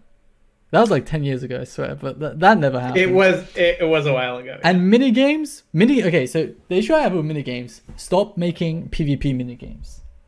That's one thing I will say. PvP minigames with incentive will be boosted, right? That's just how it is. So I'm saying just completely stop making PvP minigames. Focus on PvM minigames like Barbarian Assault. I think Barbarian Assault is a great minigame. Do you agree? I would completely agree with hard mode being borderline overpowered. However, let's not talk about it being overpowered or not. Well, no, but listen, they've said in the past that even with it being so good, not enough people do it. Really? They think not enough people do it? Do BA, yeah. But that was less than 6 months ago. I think them judging how much something is played by how good it is such a frustrating thing to constantly hear from JX. I get really angry when they go, this is how many people play it, this is how good this piece of content is. Like, for example, take something that's played a lot but not a lot of people care about compared to High Enraged Telos, which is more important for the game. Probably what High Enraged Telos, right? Yeah. Like it gives people something to aim for. Just because not a lot of people in particular don't do it. If it's giving people something to aim for or like a goal, then I think it's worthwhile. That being said, well, actually, continue. Finish your comment. So the minigame cape would be only PVM minigames. This would not include 5k castles, right? But 5k castles would be retained on the True Trim cape because it is a one-time unlockable, right? So the minigame would be just PVM, just a completion and unlockable of everything in every PVM minigame. So I actually didn't look at what is considered PVM minigames, but Shad Worlds and Barbarian Assault. Is there anything else right now? I didn't look into that, but that's what I would want, right? So, but the main point is, I mean, the side point is, I would like them to just completely stop PvP. PvP is just not as popular as it used to be, and if you add any incentive to it, it will be boosted. Focus on PVM minigames only. Well, so that would be mine. To a point. So remember we talked about the Shattered Worlds upgrades before? Part of it was racing. You can't boost racing Shattered Worlds. You know what I mean? So I think the competitive PVM minigame is sort of PV, like you're against another player. It's PvPvE. PvPvE. Wait, you're racing to complete an objective. Wait, how are you racing against another player to complete an objective? That's what part of the Shattered Worlds update was going to be. Oh, gonna be. Oh, yeah. Okay, but it's not. I thought you were talking about the current Shadow World. I was really confused. I was like, what? But yeah, what I'm saying is PvPvE is fine. I mean, if done well. Yeah. And the thing is, thing with PP is that it needs a big enough audience, enough people playing the game, and a decent matchmaking. That's just not going to be the case in RS3. It's just an unrealistic fact, right? It's just like PP will only be successful. Like, imagine if like you're playing CS:GO, only 8 people are playing the game, or 10 people are playing the game. Right. It's just not going to work. Right. I mean, that was a bad example, but you get the point. Like, it's just RuneScape isn't at a high enough population that is also interested in PvP to actually be successful in that regard. Right. It'll just be boosted, right? So why do you think that is? Why do you think adding those capes, 5 capes, well, Master Quest cape already exists? Why do you think that's a bad thing? And do you think that Master Quest cape should be removed? I don't think it should be removed now that it exists, but I don't think it ever should have been added. We'll put it that way. Okay, now go on. With all the requirements of MQC should have been uncommon. It's not that hard to understand. I think it should be on the highest level cape, which is the True Trim cape as well. Yes. Okay. Like the True Trim cape would include all of these. It would include all of it. Yes, yeah, of it would include all of it. The only things I would argue it shouldn't include would be very, very prohibitive things. So maybe 5K games, keep that to profound, and probably keep it at Green Warden. Everything. Wait, you think the True Trim cape shouldn't have? So one thing they've spoke to recently is that they don't want to make updates for. It's fucking. I hate that comment. That comment. It doesn't matter. No. If there's only 17 people in the game that have 4K, they'd be making an update for. That many people can fit in this room. No, it would be cramped. So what I would do is bring Mod Jack into a room, right, and have another JMod ask him, hey, do you think 500% Enraged Telos was bad because only a few people could do it in the first week? And then he would say, easier. He would have to say it was a bad update, and then you would fire the guy, right? Like, there's no way you can like. I'm just saying I'd entertain the argument. I'm not saying it would have. I think it would have to be. It was extremely infuriating to hear him say that. To say that because do you know how many people have 4K Telos and all collection logs? 0. 1? Wait, no, 1. Lee does. One. Yeah. One. So I mean, but there's a no limit. incentive. There is a limit. Yeah, you're right. Once you add, like it's like saying yeah. it's like saying how many people had Compcape on release of Compcape. Yeah, exactly. Like there was only a few of us. Like, you're right, but so there is a limit to what you're going to pay somebody, and they would have to pay somebody to develop this. There's a limit to what you're going to pay somebody versus the return you're going to get. So I'm not saying I would discount anything. I'm just saying it would be on the table for the most restrictive thing. Wait, so you think that what Mod Jack said about Trim being a mistake because it was only accessible to one person on release? No, I don't agree with that. So you don't agree with that? Because look at how many people have it now. I completely agree with what you said about looking at things immediately versus with a long-term perspective. All I'm saying, and so to answer your first question before this super crazy tangent, we should call this a tangent podcast. I do not believe they should dilute central game requirements. So what I mean by that is that when you ask somebody who maxes, oh, what are you going to do after max? 99 times out of 100, their answer is either I'm going for comp, or I have no plans to go for comp, or I'm doing, well, it's related to comp though. Comp is the natural progression after max, right? But like, if you don't comped is a description of an account. Think if my you account gave is more options in different categories and stepping stones, wouldn't it be healthier? I don't like the 3 tiers of every cape because that's too much, right? I like more. There's too many stepping stones to the point. I feel like that's too many stepping stones to the point that every time you hit those milestones, it won't feel good. Right? It won't feel like a great sense of achievement. Right. When you go from like max milestone to comp, capes at every 10 levels. Yeah, like when you go from max to comp, that's a massive gap, right? And from comp to trim. Right. So it feels really good, right? But I'm just saying, like, there being stepping stones is healthy. I just don't think... I would agree, but there's enough in the game already. I think having centralized goals is... Just in general, there's enough stepping stones in the game to feel like you're progressing. But I'm talking about end game stepping stones. Like when you hit max, what options do you have? You just gave me limited collection logs, upgrading your PVM gear. There's enough milestones where you don't have to dilute comp cape. Comp cape is the one thing that's somewhat future proof, at least it was, and it was how you described your account. I'm maxed, I'm comped, I'm trimmed. To Osborne's point, very easy to understand, very easy to communicate. Everybody knows what it means. Everybody knows what's required.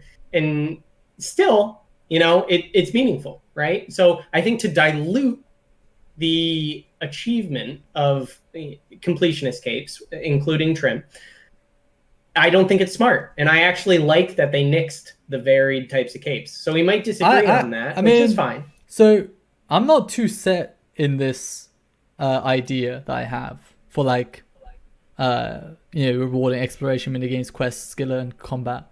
I just think it wasn't. I think it was like a pretty decent idea that I forgot who suggested it to me. But my main concern is just. So how do you feel about my idea of wanting to separate combat from completionism? I think combat is part of completionism. You're not a completionist if you're unwilling to participate in a certain I'm not saying that it isn't. I'm just saying that...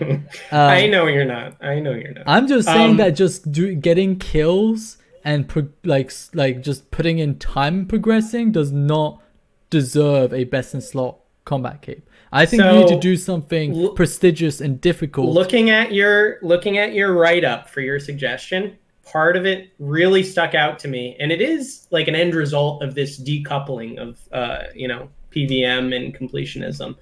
But I think it's just healthy for the game in general. You suggested a PVM guild, so basically taking the boss portal at max, which is not exactly a thematically fitting. The boss portal, I think, did I say reward. I put it in? Does it say it gets to be built in the house? POH. You said something like that. Yeah, so, I don't really think it should be in POH. I think it should be in this new PVM guild. Yeah, it's going to be in the PVM guild and it's going to be in POH, and it's going to require KC in respective bosses to be able to teleport to them. I do have a slight issue with what you said, though. So it says, boss portal doesn't make sense that you're awarded with a significant and PVM benefit from just maxing. You aren't. You have to get to Prif. You have to do X amount of quests. The point I was trying to make is that you don't need to kill a single boss or deal with any kind of difficult bosses. Yeah. or deal with any difficult PVM mechanics to get to that. I'll agree with that. Fucking quest bosses? Are you kidding me? Hey, my alt is maxed with 22 quest points. Can it use the PVM portal? No. I don't think it justifies it. Like that's all. I think. I think it's better suited elsewhere for thematic reasons. I just don't think overall maxing and overall completionism should have any benefit. It should be done for completionism's sake. Basically, that's so. Yeah, I think that's a fair rationale. I'm fine with individual skills, right? The one thing I like about individual skills having such a significant benefit to both high level and end game combat and skilling is that you have to like kind of pick and choose. Like, how many questions do you get? Like, should I get like prayer, soul split first, or overload first? That decision making. T99 really, prayers versus T92 weapons. It's all like decision making, and I like that. I love that. Right? I really love that, and that they should like expand on it, right? For individual skills, but just overall completionism. There's no like real decision making there. In my opinion. It's just currently. It's comp, trim, to a certain degree, right? True trim. To a certain degree, there is, but yeah. So I will say that was my favorite part of your write-up, though. Is taking the PVM guild and then moving the boss portal to that. But decoupling PVM out of comp is really easy. You just move Reaper to trim. Really easy. I don't think Reaper deserves a best in slot anything. It's not required for best in slot. You would get comp the same way you currently get comp, without Reaper. Exactly what they're doing. Wait, explain your idea again. Sorry. Just take Reaper, right? Move it from comp to trim. Yeah, but what would where would? I don't think the stats should be decoupled. So you think comp cape should stay best in slot? Yep. No problem with one item in the game being future proof. No problem. But the stats of those capes are justified by Reaper, which I don't. I've never seen it that way. I mean, that's what they're. I mean, what else justifies best in slot PVM stats? How many requirements are there to comp? I mean, I don't know how many of them are PVM. Just because it's unrelated, it doesn't matter if they're related. How much PVM prowess do you need to make overloads?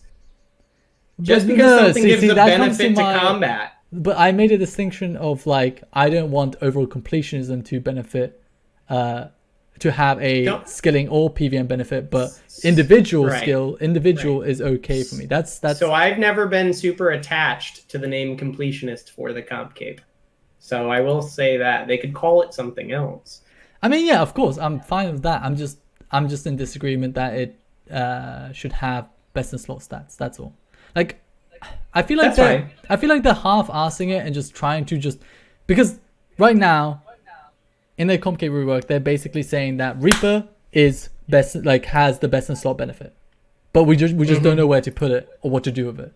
That's basically. Well, they do know what to do with it. Huh? They're making it a passive. They're making the bonuses but over like the multiple Completionist reworks, that's basically been their like Reaper has had the best in slot effect. It's just been moving it everywhere, right? But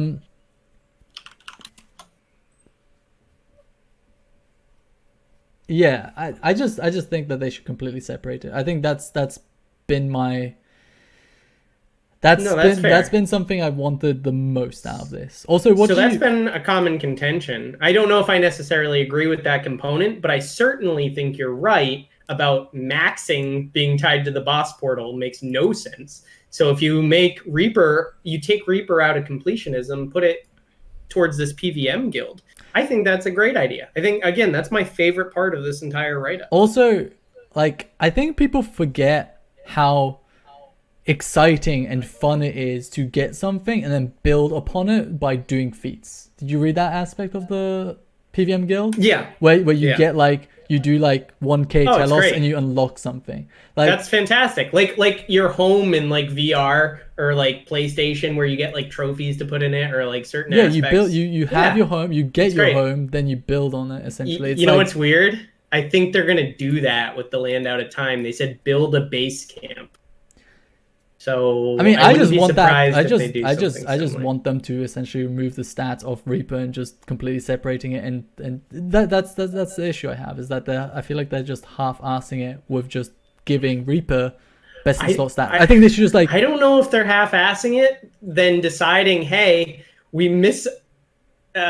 underestimated how salty the population is about this update. I think people would we be know much we're gonna happier upset. We know if- we're gonna upset somebody.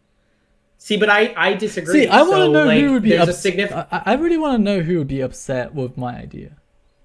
Not to I mean- sound arrogant, but like I just want people to criticize it and give reasons for their criticism. I'm telling That's you what what my criticism. I'm telling you what my criticism is. PVM is part of completionism. It should not be decoupled. People being bad doesn't mean the requirement should be removed. So the example I gave was, I don't think that Compcape and completionism deserves best in slot because of how much effort and skill it takes to get it, compared to doing like the example I gave of a fight kill Inferno style interaction where but then you're not dealing with the issue. You're solutioning without dealing with the main issue. Wait, what? The issue is that comp isn't hard enough to get. That's the issue you're really saying. So to make comp harder to get is fine, but that would be way. But that's gonna piss people off. That's gonna piss. Look, I just don't like the years and years of people going for comp just because it's best in slot. See, that doesn't bother me at all. But you have to look at it from a realistic perspective. You have to. You can't. You have to. Like that's the reality we live in. Is that it creates such an unhealthy, like game style. Why is it unhealthy? Because people have to participate in content that they wouldn't otherwise. Is that really making the RuneScape experience more toxic? I don't think it really has that large of an effect. Really? Yeah, I've never experienced it personally. People definitely feel inclined to get Compcape just because it's best in slot. Good. That forces them to interact with more content and play the game. Okay, it's just like the standard I have is that I just don't think completionism should have any benefit, but individual skills do. And I think that completionism and PVM should be completely separated. That's basically... That's fine. You can't say that's fine. I 50% agree with you. Do you rather have your idea go through or my idea? My idea takes less dev time, and I don't think they should spend much dev time on but this. The dev time that goes into my idea, they're already doing 90% of mine. It creates a new piece of like PVM content. Oh, the PVM guild? I think that's great. Add that to my idea, and we'll go. Whoa! Anyway, all right. So I think we've kind of gone through where we stand on the matter. I don't think we should. Wait, you think people max for the portal more? Yeah, they probably do actually. People probably max more for the portal than they do for best in slot. Oh, people probably go for max more for PVM portal benefit. For portal benefit than comping for the stat benefit. But I mean, just because one is more severe than the other doesn't mean that the other is good. Less valid. Yeah, exactly. No, I think your criticism is fair. It's just I don't think caving to people who cannot define comp cape is right. I don't think we should say, oh, these people can't kill Solak or are unwilling to pay 120 mil. I mean, think that's a reason highest, to decouple them. Okay, my comp cape would still have Reaper, by the way. Okay. And Trim would still have everything, including PVM. BIS. Huh? Yeah, it wouldn't. It wouldn't be best in slot. Yeah, it's something to show off your prestige. Like, I've completed everything. That's fine. I'm not solely attached to that idea, but you're removing some of the allure of comp cape by taking away the best in slot. A lot of it, right? And as I said, a central account goal is good for the game. I'm maxed, I'm comped, I'm trimmed. That is good because it gives and I have something to show off for it, which is the cape. but you shouldn't be given a PVM benefit. That's basically what I think. The game is has a lot more focus on PVM today than it did 5 years ago. But comp is more focused on completionism and skilling than it is PVM. I'm not super attached to the best in slot. Well, that's one of the issues. That's keep the stats the same. Release a harder fight kiln and just have that be individual better. Yeah, sure. I mean, if it's significantly better than, I wouldn't even say significant. +2. No, it has to be individual combats. No. +2 is the precedent. +2 for ornament for souls. +2 for imbuing rings. Just give it. Wait, how do you? 40. Give it 45. Give each of them 45 wait, in their comp like 43? Hello, went from 43. Comp is 43. Okay, we need to stop talking 45. About this before I grab your throat. So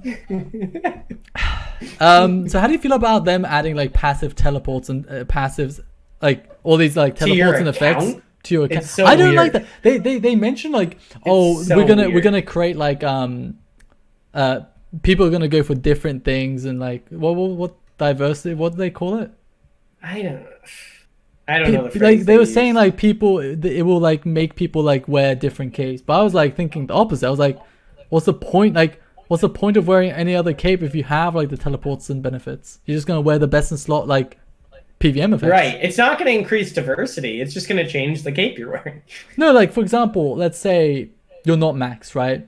You have like multiple capes for different things. You have like a kiln cape for capes. PVM, you actually use the RD cape for the teleport, etc., right? But with this, you just use kiln cape all the time. Why would you need that? Why would you need to wear the RD cape? Why would you need to? That's true. For people below comp, it lessens diversity. Yeah, and for people with comp, it doesn't make a difference. Am I like missing something? No, you're not. No, you're. Because that's what they said. They were like. Your logic makes sense. They were like, oh yeah, people wear different capes. This will allow for people to wear different capes and stuff. And I'm like, no, people are just gonna wear the same cape now.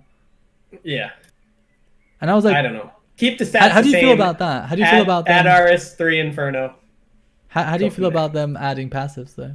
I really haven't digested that very much to say whether it's good or bad.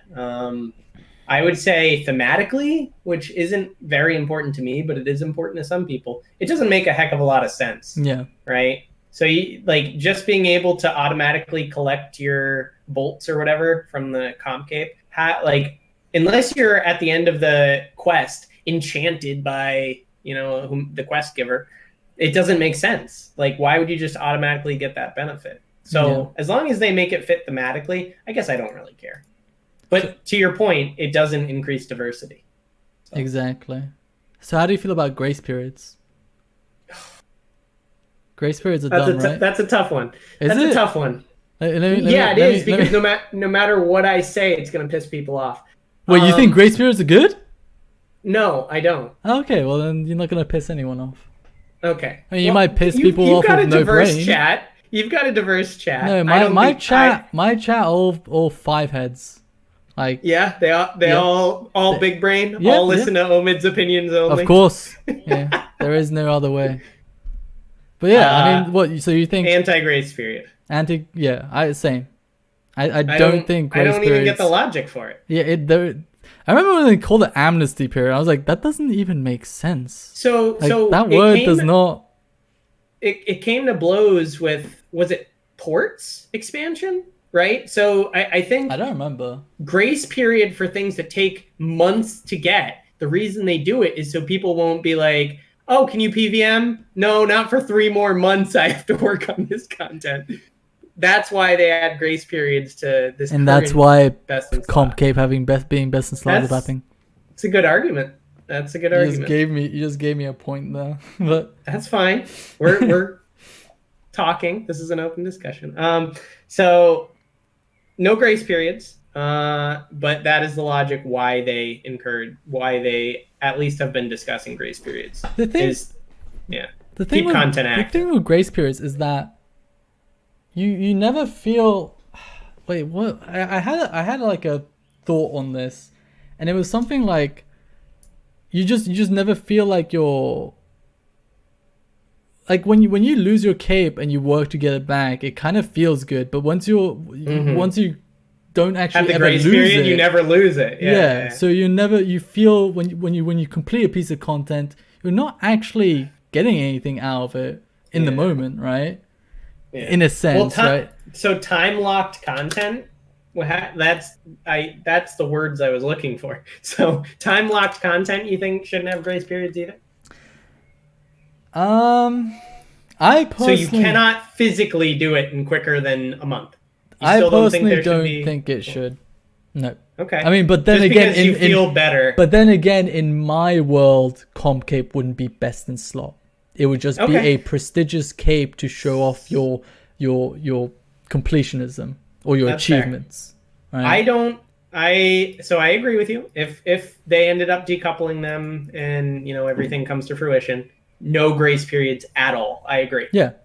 And why would people complain about it? It's not like you need that cape. I mean, you might need that cape particles to eat, but other than that, you don't really need it for anything.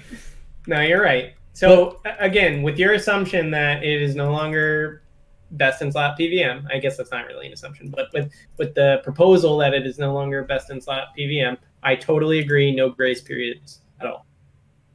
Right. Okay. I don't think we have much to argue about there. True. So do you think... Boring. Do you think there's any prestige in RuneScape? And do you think that the direction that RuneScape has been going for the past few years where they've just been filling content is healthy for the game? I think so they're at a decent point where the quality of the content has been higher than it was previously. Like, I think recent quests have been good. Recent skilling methodologies have actually been since Hall of Memories, right? So everything in like this, I guess safe cracking would have been the first. So safe cracking, deep sea fishing, etc. I think the quality of the content is good. However, we're at a point in the game where, again, this is where prestige would be helpful. We're at a point in the game where stagnating is very dangerous. Look at every other game, and there's like an expansion every 9 months, or like leagues like Path of Exile or whatever, where there's seasons. Overwatch has seasons. All these other games have things that constantly keep them fresh. RuneScape, it's going to be maxed people and newbies looking at how many hours it takes to max and saying, screw that, I'm going to go do something else. Yeah. There's no reason to come in cold and experience with other players new updates, right? Because there's such a separation between those of us who started when we were 13 and spent thousands of hours, and then people starting fresh. It's not like Overwatch. It's not like other games. So they either need to expand, or the game is going to see its population gradually drop off. Which I think has been happening for a very long time, personally. Like, I think the game's been very stagnant. Better lately. I think the progression of tier 90 to 92 over 95. No, over 3 years. Oh, okay. Like the progression of power creep from it being going from tier 90 to 92 in such a long period of time is the stagnation that I think is completely slowly agree. degrading. And now they're just going to make it longer. They're just going to make it longer with weapon diversity. I mean, like the thing is, the reason a lot of like MMOs died is because, one, they simplified it to the point that people can do whatever they want and do as well as like people putting in effort, and two, they stagnate the game. Like there are so many case studies of so many MMOs dying out for this reason, and the players don't even know it. Like, players don't, like, I'm not blaming them, but like that is the reason a lot of like MMOs die, right? Like players generally don't know what they want, right? So they might say, I want this, but that might not be true. Or I don't want this, but they, in reality, like, there are so many cases where someone goes, I hate this piece of I don't want this suggested update to ever come to fruition. What's the word? Fruition. and then I compare like other pieces of content that share like similarities and that they like, and they're like, well, I guess I might like it actually, now that I think about it. Like, yeah. So remember how we talked earlier about moving the goalpost? Prestige doesn't have to be the only thing. I think, controlled power creep is extremely healthy. And we're treating it like it's so toxic. Yeah, but that's not true. I don't understand how people say they don't want power creep. That keeps the game fresh. Like whenever someone says power creep is bad, I don't want power creep. God, I'm like having a seizure in my chair. I'm like, you don't want the game to grow? It's insanity. So if I could give any advice, and this is coming from a non-game developer, I'm DCing. Blah blah blah. My friend. Oh, you're DCing? You're DCing? Oh. Wait. My OBS DC, my connection to Twitch is DCing, but our call is completely fine, right? You can hear me fine? Yeah, I can hear you fine.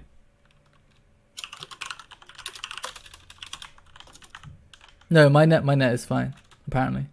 Yeah, but it's funnier if I say it's not.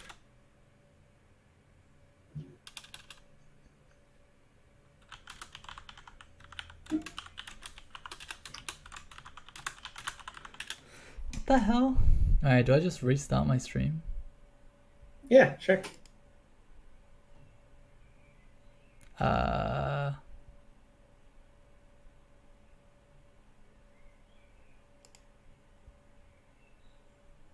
Does it even... Hello? Hello. Chat, can you hear me? Yeah, my net was completely fine. That was weird. My net was completely fine and it just died. What were we talking about? Oh, by the way, guys, subs can ask questions in the what was it called? The sub question text channel on my Discord, by the way. So make sure you get your questions in because it's getting to that point soon. But yeah, we're almost at Q&A. Yeah, at only the 4-hour mark. We're at the Q&A. Yeah, I feel like so I have to go out soon after this. But if I didn't have to go out, I would have probably had this stream be much longer. I don't know if that's a good thing or a bad thing though. Like we should probably... I think some people like to hear us ramble, and the people who don't tuned out a long time ago. Yeah, that's probably true actually. We were on like tangents for days at one point. But so we're talking about prestige and the development of like power creep in the game. Right. And whether it was healthy or not. T92 for T92 for 6 years. Unfortunately, it's gonna be great. It's a very scary thought, right? It might not be scary for a lot of people, but it's terrifying to me. I feel like it's terrifying for anyone that has had experience in other games and seen seen how other MMOs develop and such, and why they like stagnate and die out.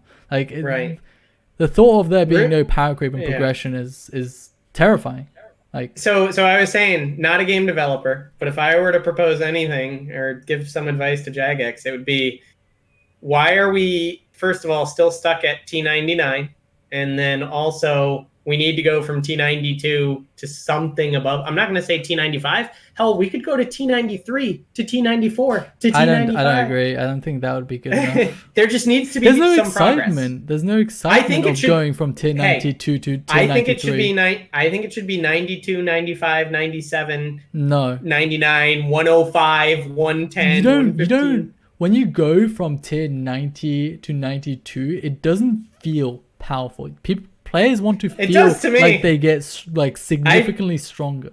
Yes, I feel powerful having spent a couple bill. That makes me feel. When you went from tier what was it? It went from tier 80 to tier 90. Oh my god, that was crazy! Chaotic to Drygors. Like that was exciting. God. That was fucking nuts, right? But they already released T92, so what are you gonna do? 92, 97, 90 to 92 was not exciting. No one was hyped about So what are you gonna do? What's your proposal?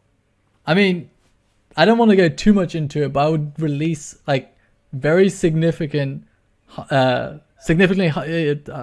level weapons. So T99 armor and weapons, then T105 armor and weapons, T110. There would be like extremely difficult content to match it.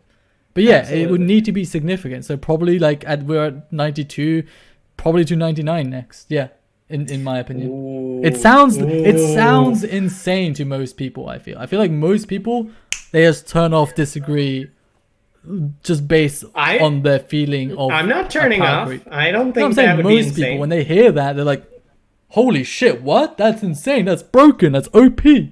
Like when you compare it to Chaotix to Drygores, it certainly doesn't. And then sound so people bring up the example of, hey, you can kill this boss way faster now. Yeah, you can kill like how quickly you kill bandos now. Yeah. Yeah. So somebody said in chat, we still don't have T92 tank armor. There's a lot of T92 we don't have. Like part of weapon diversity, which is a little scary, is it good to say, oh, we have to release all 35 weapon varieties in T92? Yeah, do you think and let the game stagnate for 6 years? Yeah, when 6 years, it'd be much longer than 6 years. That's crazy. That's a crazy thought. I don't want to think about it. Like, it's not good for the game. It's not. Yeah, if you think that's good for the game and that's what you want, if you think that's what you want, think, like, emphasis on think, you're crazy. Like, I wouldn't say you're crazy. Okay, maybe not crazy. Not literally crazy. Some people like slow and steady, all right? But you got to look at it from like a I don't think anyone would enjoy that. Like an advertising perspective, right? Like, what is more exciting, small incremental or like big incremental? Why do you think most games use these large incremental releases? Because it's hype. Yeah, it feels good. You feel like you're getting stronger. Like that's why you play a great game. Like that's why you play a PVM aspect of a game, to feel like you're actually progressing and getting significantly stronger with every upgrade, right? Yeah. I'm in complete agreement. Yeah, I think we agree on this. That's why looking at weapon diversity, I like it. I like that different too. Weapons are going to feel differently, but it scares the crap out of me that we're going to be stuck on T92. I'm exactly the same. And the other issue is that executing weapon diversity is a very hard thing. Like, actually creating a niche effect that is significant enough to actually be utilized, but at the same time is just not like an RNG effect or a linear damage increase that just makes it best in slot. Like, it's a very, very difficult thing to do. Like, that's why they skipped half the weapons. Yeah, I noticed, like, getting weapon diversity right is it's a good idea, very hard thing to get right. And it also terrifies most people because the game will just become stagnant for, like, years. This is what kills WoW at the moment. The reason WoW died is because of the simplification and the lowering of the skill ceiling. It has nothing to do. That was the main reason WoW died around Cataclysm, or started dying out. And you still see a sharp uptick in WoW every time an expansion comes out. I'm not saying RuneScape should move to the expansion model. I'm just saying they should progress. Yeah, like, I mean, to a certain extent, RuneScape is kind of doing this with, like, for example, looking at Hunter, right? Like, I made this example. So the reason I kind of wanted to host a podcast is so I wouldn't have to repeat myself. But the reason WoW kind of died was because, like, you'd be like putting in so much effort and knowledge and coordination and teamwork into your actions in World of Warcraft in BC, and you do like 3 times better than like the average person. In Cataclysm, you do like 20% better. Like, that's what made it feel like shit. And again, people, a lot of the problem is that people try to look through the eyes of a new player as a high level player, but you can't do that. You have to look. It's really hard to put yourself as a low level player, right? It's infuriating because if you look at it from the perspective of a new player as a high level player, you'll just look at it very badly, right? A lot of low level players don't care about a lot of things that you think that they care about, right? Like, you think you show like, oh, I feel bad for these low level players not being able to do as much damage as me, but like, those low level players want to actually feel like there's a massive gap between them, so you can actually strive for it. Or like, oh my god, I want to get to that point. I want to get that weapon. That weapon is fucking nuts. Look, he's one-shotting everything, you know? Yeah. Like, I mean, that still kind of exists. There is a huge. I mean, yeah, I'm not saying it doesn't entirely exist. I'm just saying that it's going in a direction that is like kind of against that. We'll see what happens, right? Because weapon diversity, there's a lot still up in the air, and it sounds like this based on how they worded it, that they see this as an opportunity to broaden the reward space, right? So T92 spears, T92 daggers. If they came out before, nobody would care. Literally, nobody would care. Of course. But now they will. But again, that's scarier to me than it is exciting, because then there's no reason for them to get off T92, because they say, hey, we got all this reward space. We can add bosses for 5 years and not move off T92. No power creep. I just had a thought. It's terrifying. Instead of implementing weapon diversity and just giving a very like you're like kind of planning out how every tier of weapon of every type will be, right? Why not just give these effects to weapons as they come out individually? Wouldn't that be better than weapon diversity? I never thought about this, but so remember how do you talked about what this? I mean? I know exactly what you mean. I know exactly what you mean. So they come out with a T95 dagger. That dagger has some different effect. Yeah, it could have like the current, like it could have like the current maul effect, for example. Yeah, but it's unique to that, and only that weapon will have that effect. And that's kind of what old school's doing, right? Yeah. So I have no problem with that methodology. I also have no problem with weapon diversity, but remember, like, I want to say 5 years ago, we talked about potentially you wanted to have drops where you could get sort of the Diablo mechanic, where you could get a seismic wand plus one, a seismic wand. This is one of my ideas. Blah, blah, blah. Yep. So I refined it to being. I could just tell you the current idea I have.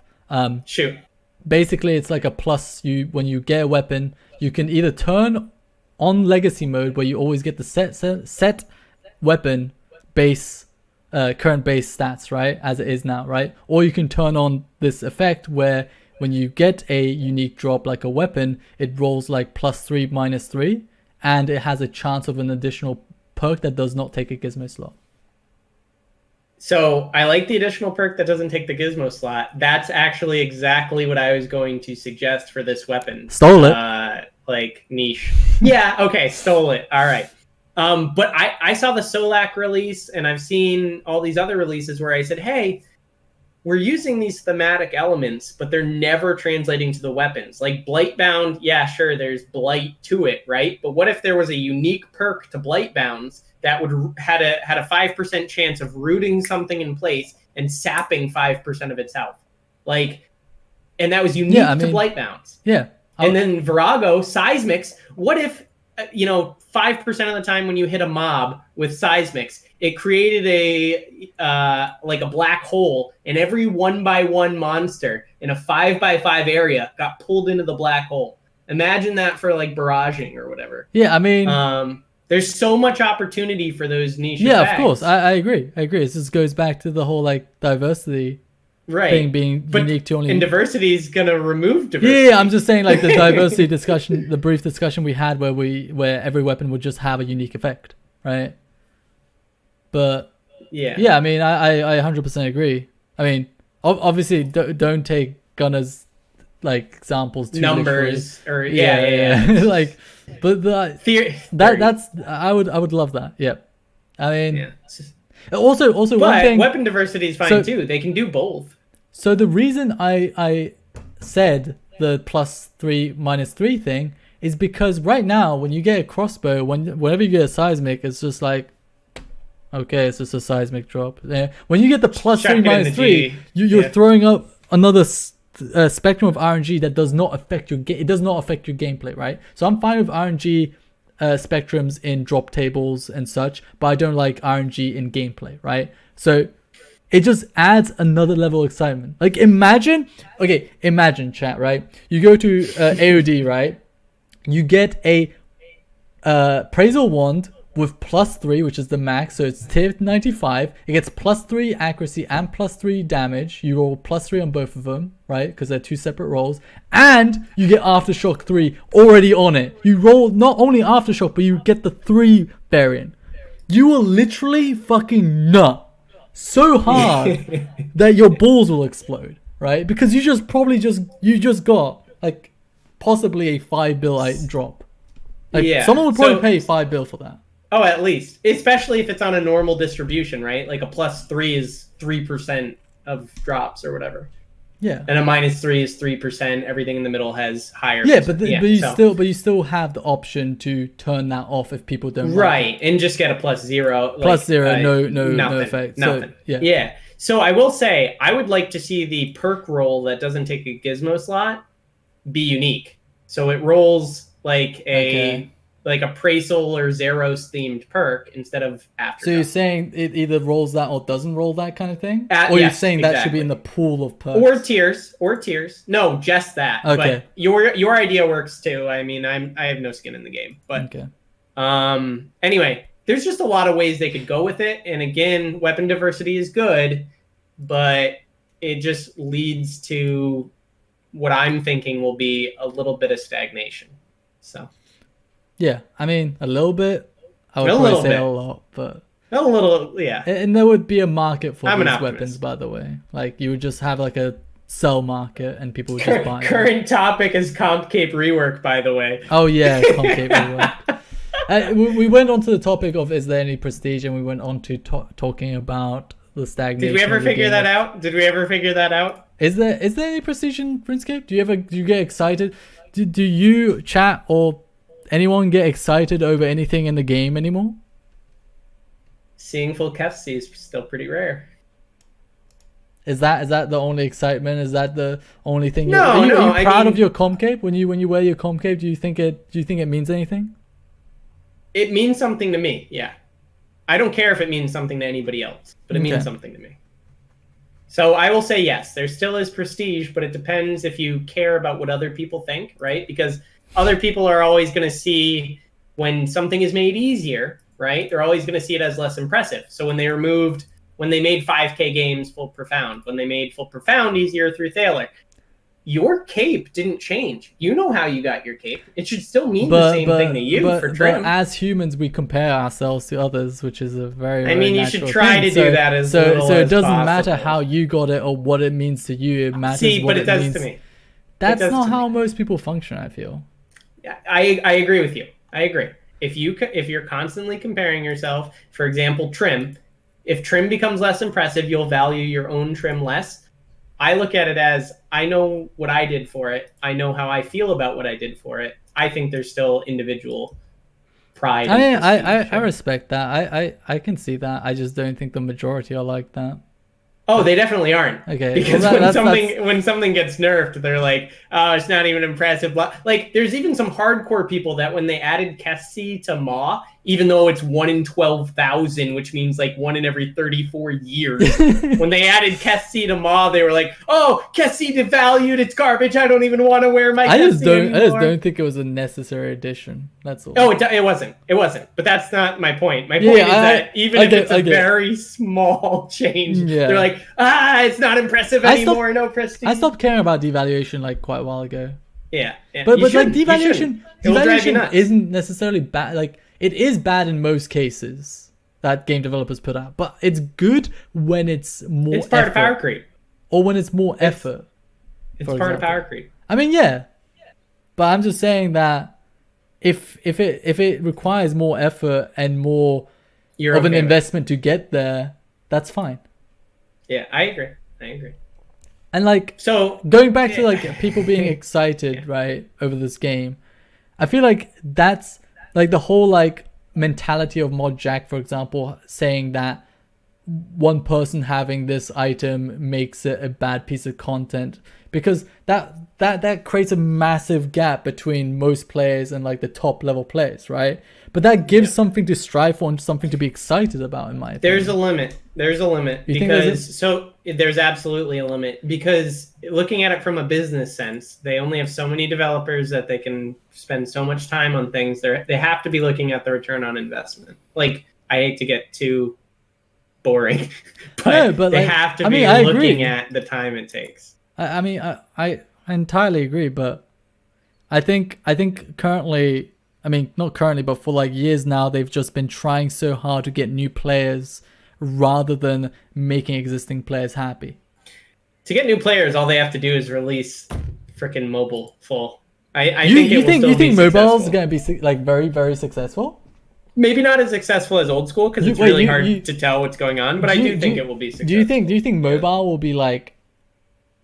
Do you think they should like develop around mobile? Do you think that's how important mobile is? Well, certainly with future updates, they should have it in mind, but I think that they're dumbing down a lot of content for mobile, and I disagree with that. Okay. So two spaces, right? Future content, there should be space I think mobile's for AFK flop. gameplay. I don't. I absolutely don't. Because I already play 20 hours on my phone a week. True, but I'm just thinking of most people. Do you think it's going to bring in any new players? That's the main point. Mobile, new players. You think so? Yeah, not as many as old school, but I do. Someone's like browsing games on mobile, right, on the Play Store. Why would they pick RS3 over old school? Because why would they pick one over the... Obviously, there's various benefits to both, right? Old school is more simplistic. RS3 has way better graphics. I think a lot of people will try both. Because they'll both be very high up the rankings on the respective app stores. I guess that was a bad question. But I just don't think mobile is going to do very well in terms of bringing in new players. So here's the thing. 95% of the people who download mobile, existing players. Right? That pushes it up the list, very high up the list, and it will get noticed by a lot of people just looking for games. I think it will be successful. It might not be like insanely successful, but I think it's worth the effort, especially because I've used 2 terabytes of data on TeamViewer this year. Holy moly, what the hell? That's a lot of data, dude. Anyway, so yeah, I think they should develop content that is too hard to do on mobile still, yes, or that is not specifically designed for mobile. But I also don't think they should nerf old content just so it can be done on mobile. I agree. I mean, I think a balance is good, right? But I think so. Do you massively disagree with what ModJack said about Trim being a mistake because it was developed for one player on release, or one player had access to it? I don't know. I'd have to talk to him in person, because there's 2 ways you can take that statement. It's a mistake because we took Omastardo's what he had done and made that the requirements. I think that was a mistake. Okay, but developing for one person was not a mistake. Okay, because a lot of people I was going to say that. Take away the actual specific example and look at it from a broad sense. Just it being developed for one person. I just feel like... No, look at how many people have gone for it. Look at how much of a centralized objective it's become. Yeah, exactly. I think, do you think it's... So a question... Do you remember this argument that we had for, this is one of our longest arguments, right? I remember every one of our arguments. Okay. Is it ever too late to change something? Do you remember this? Vitalis, we argued this. Oh, right. With the Is it ever too late to change something that is wrong? If you think something is wrong, is it ever too late to remove it or change it? Remove or change? I think the answer is different. Well, I mean, depending on if something is just no, it's not too. It's never too late to change it. So, do you think, based on ModJack's statement of Compcape being bad because it was developed for one person initially, should he just remove and delete Compcape? Absolutely not. He should admit I'm not saying what you think. I'm not, do you think that based on the way of you thinking that it's never too late to change or remove something, do you think that should be the case? If he truly believes that, then he could, yeah, sure. Okay. But I disagree. I think Compcape was one of the better things that's ever happened. I mean that's one of the flawed ways of, in my opinion, thinking, is that they just want to develop content that is accessible and doable by most people. Right, because it bumps their numbers up. It bumps a lot of people are playing this content. Metrics. It's successful, right? Metrics. Yeah, the way I see that work all the time. People looking at the result of metrics instead of looking at I call them statistically retarded. Yeah, but that's the term I so like to use. One of the central tenets of the Compcape rework that a lot of people take offense to, most of the ones you can hear, is they're going to be handing out Compcapes. They're going to be handing out Compcapes. Kinda. But if you add something above that, which Trim is already above that, if you add something above Trim, there's something. I don't really mind if everybody has a Compcape. This is where we might disagree. I don't really mind if everybody has a Compcape. I don't really mind if everybody has 200 mil all skills, as long as there's something to do for those more dedicated. it's not that a lot of people have it. It's that it's kind of outdated, and I want something higher. I want something that again is like kind of made for only one person can get it right now, but it's something for people to strive for and work for and get excited over getting. Again, one might be a little much with how many people. I mean, obviously, it was just an example. I'm not saying literally one. I'm not saying they developed the content with the mindset of developing it for one person. I'm just saying it's so difficult, or it's so like prestigious, and it takes so much time and effort. Give animated titles to like IFB for all. Remove 99% of titles to make titles mean something. I can't say I really disagree with that because titles really don't mean anything. Yeah, exactly. There's only a couple titles that are difficult, right? Obviously, Gold and Silver Warden are pretty tough. Dude. There's fewer people with Grave Robber than most titles. There's fewer people with Up the Appraisal than most titles. Like, speaking of that, quick tangent. Is it a quick tangent? It's very quick. It's very quick. Hit me. So, do you know how there's a title from AOD that requires one chest? Right? Not all the chests, because that's too RNG. Do you think they should add a title for Clue Log with a similar goal? I would like it, yes. One die, 1/3 age for, or 1 die, 1 second age for Master, 1 die, 1/3 age for Elite and Hard. Not third. But all other. Third age armor. Yeah, sorry, I thought when you said third age, I thought no. Die, not you would have to get a die, and then a piece of third age. I would like that. Yeah. Yeah. Personally. And then so use the same methodology that they used for the AOD title. I 100% agree. Is there any item that's like kind of iffy? I don't remember the reward list. Is there anything else that's a bit iffy? Yeah, Explosive Barrel and Sack of Effigies. Right, and the so you could just as well from medium. Is it medium? No, you still average like full. You still average. They're 1 in 512. You still average full medium log in 1500 clues. Same thing with easy. Really? It's around 1500, 1600 for full easy bad. and medium. Hard, it goes from 1500 ish for easy and medium to like 160,000 on average for hard. What would the average be with one of those items? Do you know? I think last I did the math. Yeah, I think last I did the math, it was like 1,600, which is very close to easy medium for hard. If you included a second age from Masters would still be really tough because second age is just stupid rare. Is second age not the same rarity as third age? Yeah, but you get many fewer Masters. I've only done 300 Masters. So it would be around like 1,600 still, but just it's so sure. So Lee, that's totally up to Jagex. I'm just Gilded, Gilded. So somebody just recently opened 11,000 hard clues on the beta, and which I'm saying it the British way for your enjoyment. Beta. Beta. Yeah. There you go. So anyway. Nailed it. I don't really care. I'm just saying that, like, if they're going to use that approach for things that have excessive RNG, in their opinion, they could do it for clue logs. And I think a lot of players like clues since have always liked clues, but especially since the rework. Why not just make Gilded I think more common? Happen. Would anyone be upset? No, Gilded I don't think is that much of an issue. You could keep full Gilded because it's just the kite, helm, chest, legs. It's not that bad. So is it Gilded? It would take like 5,500 hards on average. That's just a guess. But it would take many more hards than it would just to get one die and one piece of third age. Yeah, I mean, I would like that. I'd be totally fine. I'd support that. 100%. Wouldn't that be sick? I mean, it wouldn't be something I would lose my mind over, but it'd be something good. Yeah, in my opinion. It would be something it wouldn't take much development time. So wouldn't take like any development time. People would use the title the easy.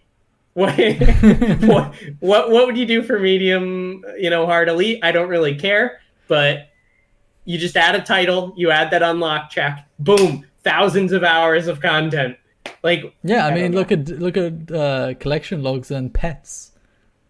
Right, maybe pets are a larger development time sink, but Dragonseance the hard, spicy. All right. So should we get to the Q&A? So subs, you guys can ask the questions on Discord in a sub-only text chat, and I will now go and read them out. Hopefully you guys have given us some suitable questions. So I need to change Gunner's face cam when I change here. So boom. Yeah, Penguin. I don't know what they would do for Elite. I think they'd have to like move that in some fashion.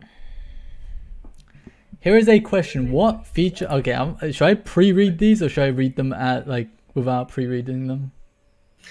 You should probably vet them, because if people ask me about my forehead and or chest hair... Wait, my forehead or Gunner's forehead, chat? Are you fucking kidding me? It's a forehead war. Well, my forehead goes forever. So... There's no way. It's a good forehead battle. No. My forehead is bigger, dude. I'm completely shaved. My forehead is like... My forehead goes to my butt cheeks.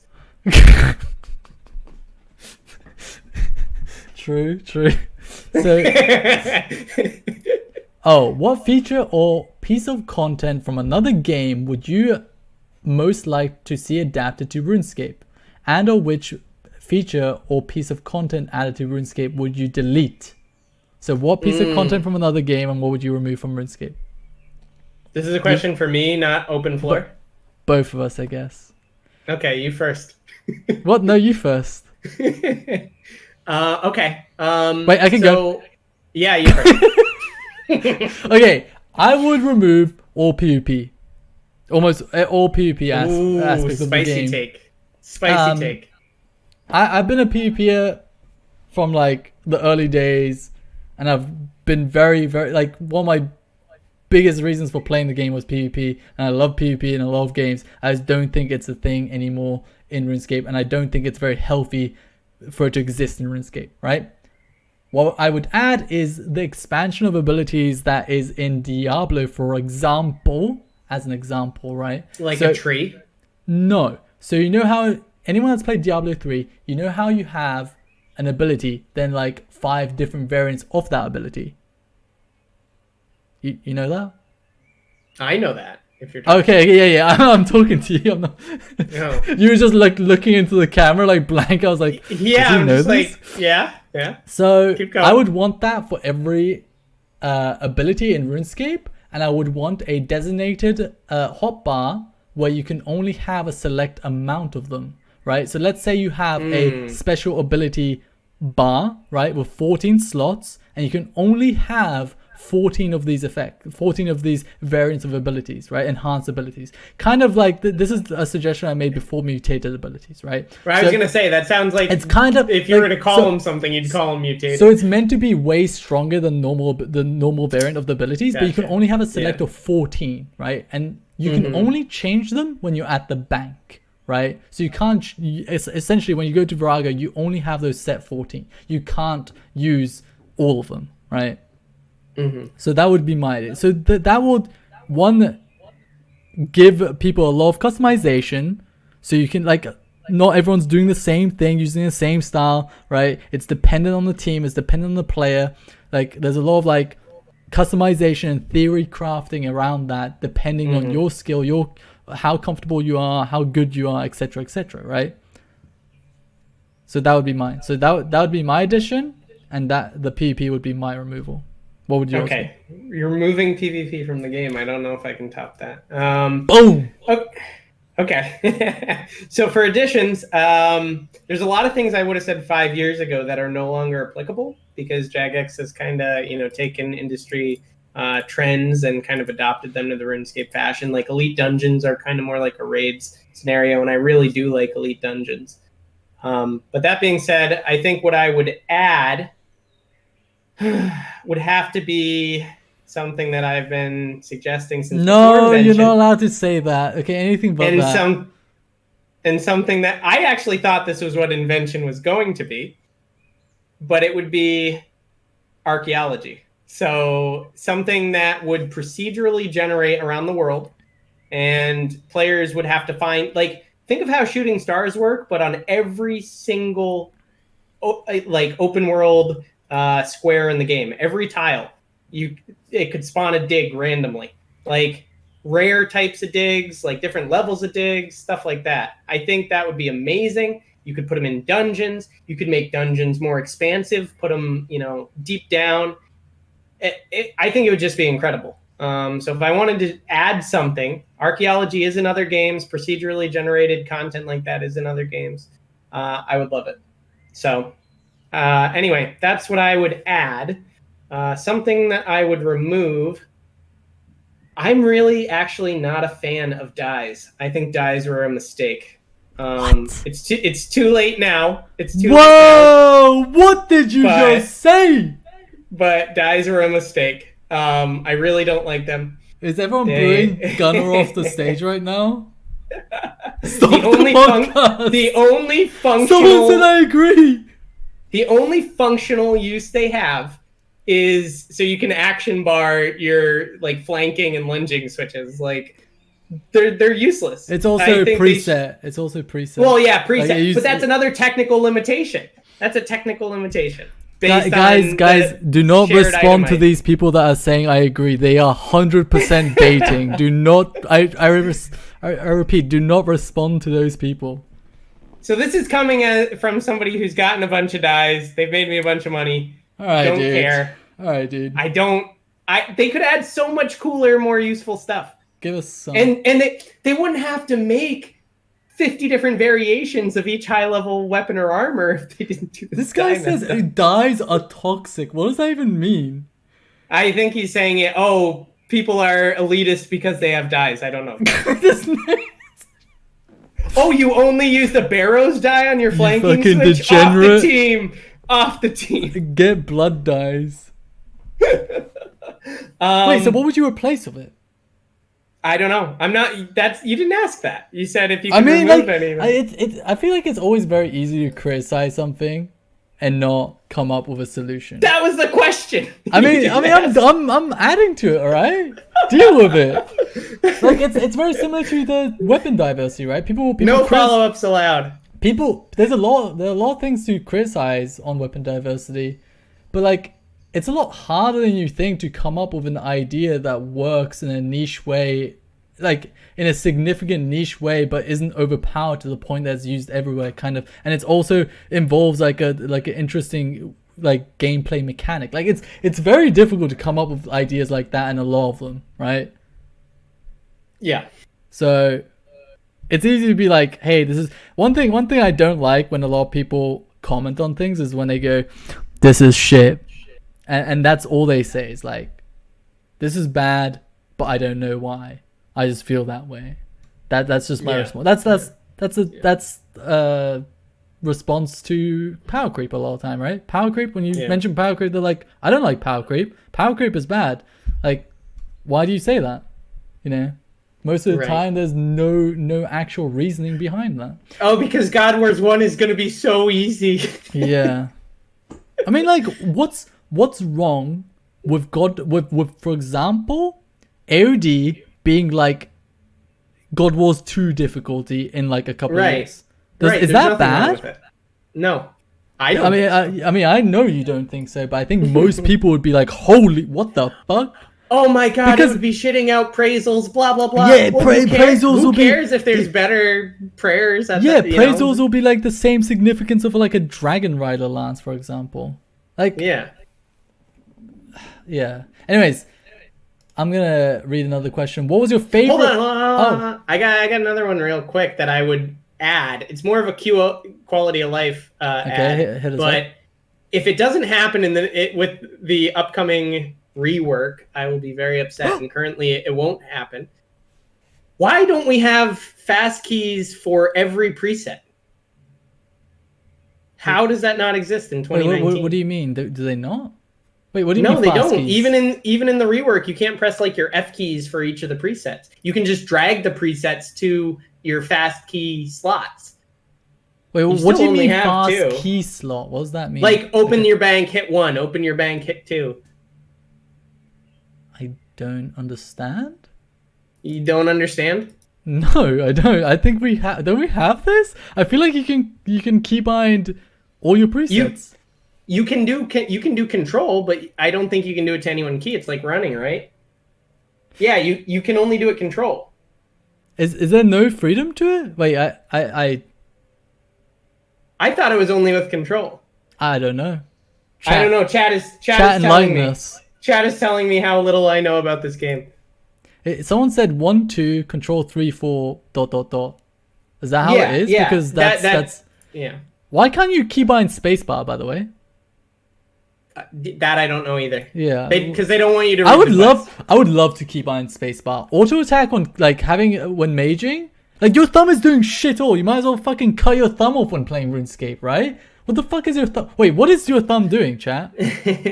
What is your thumb doing? In my beard.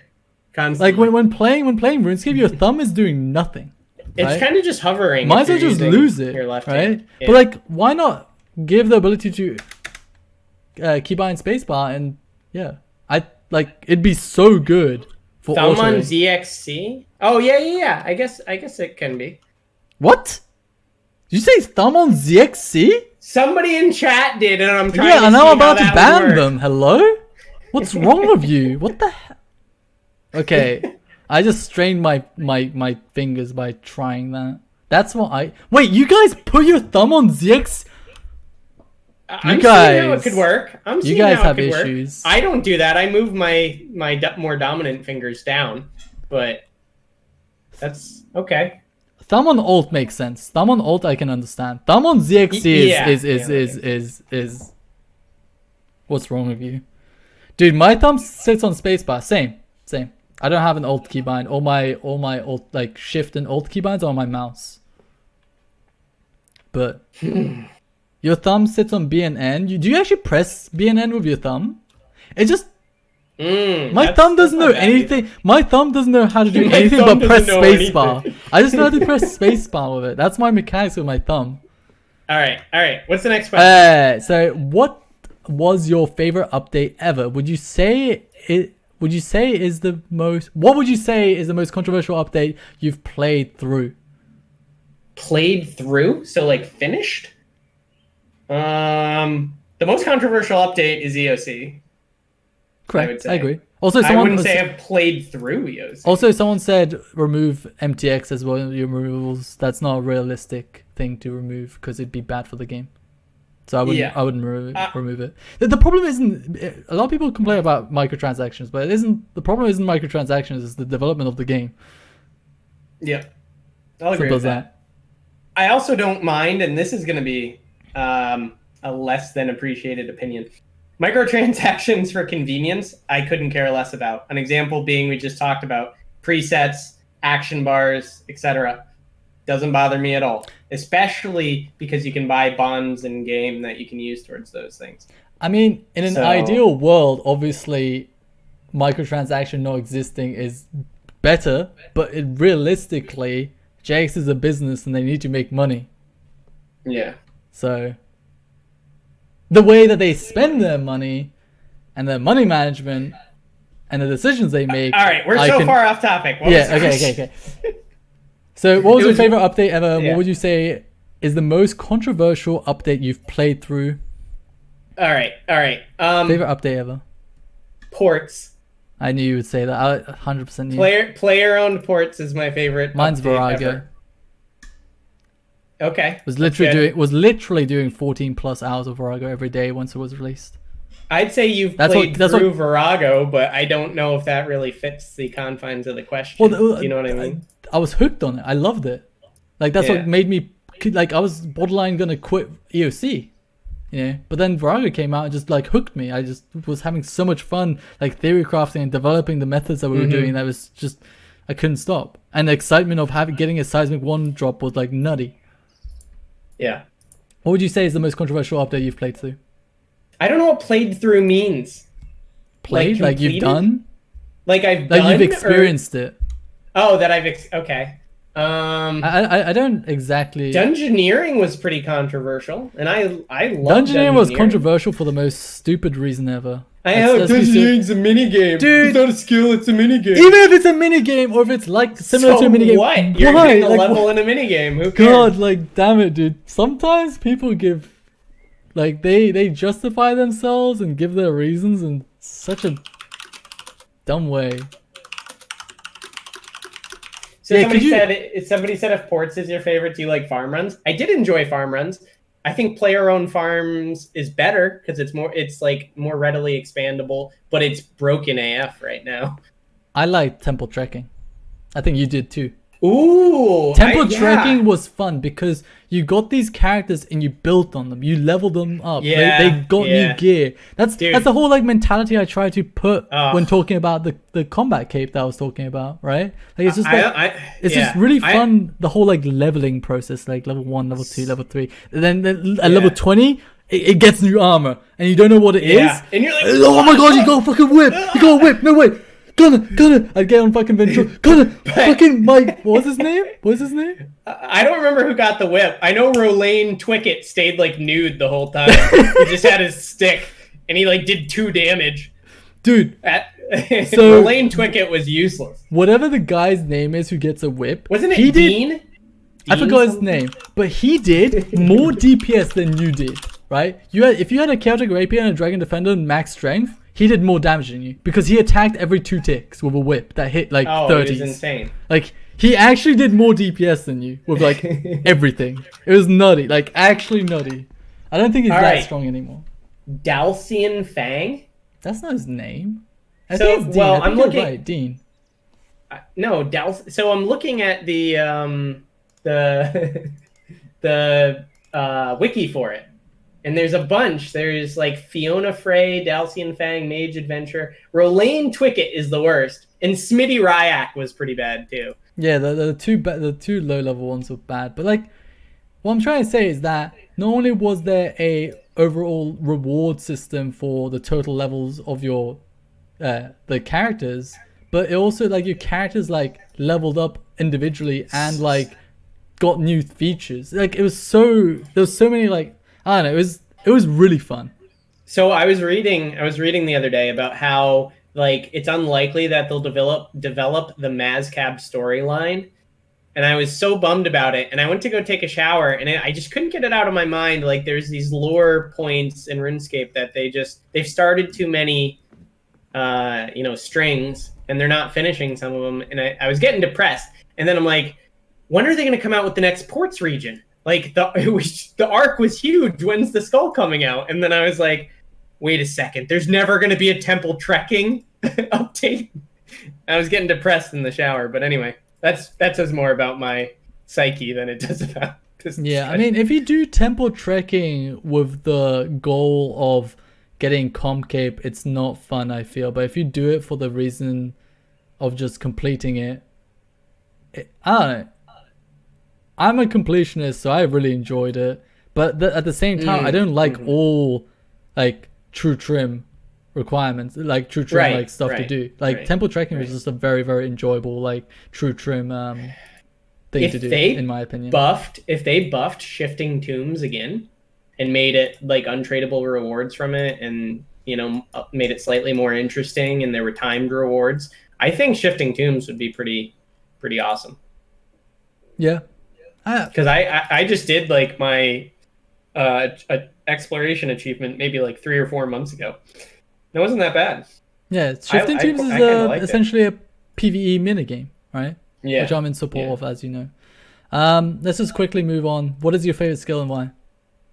This is going to be a not controversial opinion at all. Slayer is easily my favorite. It's probably Slayer for me. I liked Slayer back in the day, right? Let me explain why. Slayer now is just very linear. You have a block system and you just have tasks you do and you skip everything that isn't on your task. There's no like thought process to it. It's just, that's it, Well, with the cape, with the 120 cape benefit, you're not really even doing that many different tasks. Exactly. That's my issue. Back in our day, there was some form of like decision making and like consideration of certain rates to make that Like that's why it was summoning versus combat versus there was so much stuff to think about when you did every task, and there wasn't like as big of a block list, and you didn't get as many points and stuff. Like the resources were so much like less back then. So Well, if they go forward with expanding Slayer 99 to 120, which it sounds like Anachronia, I think that's what it's called, Land Out of Time, which the acronym is LOOT. So that's pretty interesting. But anyway, if Anachronia has a bunch of Slayer monsters between 99 and 120, that's going to force the weightings of everything down. So you will have a more diverse task list after Anachronia. So you want me to go into another? I'm going to try and keep this short, but basically my idea for Slayer is that You're going to fail. Wait for it. Basically the idea is every time you do it, so let's say you're doing an Abyssal Demon task, right? If you do it again, you will have 50% reduced XP.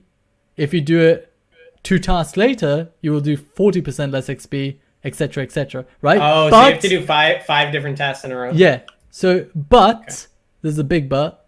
The average XP would stay the same. This would require a lot of balancing, obviously, but it would introduce a lot of like actually like using your brain to figure out if you should do a certain task or not. Right? Right now, it's just like there's no you don't make any decisions. How many times can I do gemstone dragons in one day is what it is. It's just like there's no decision making during Slayer.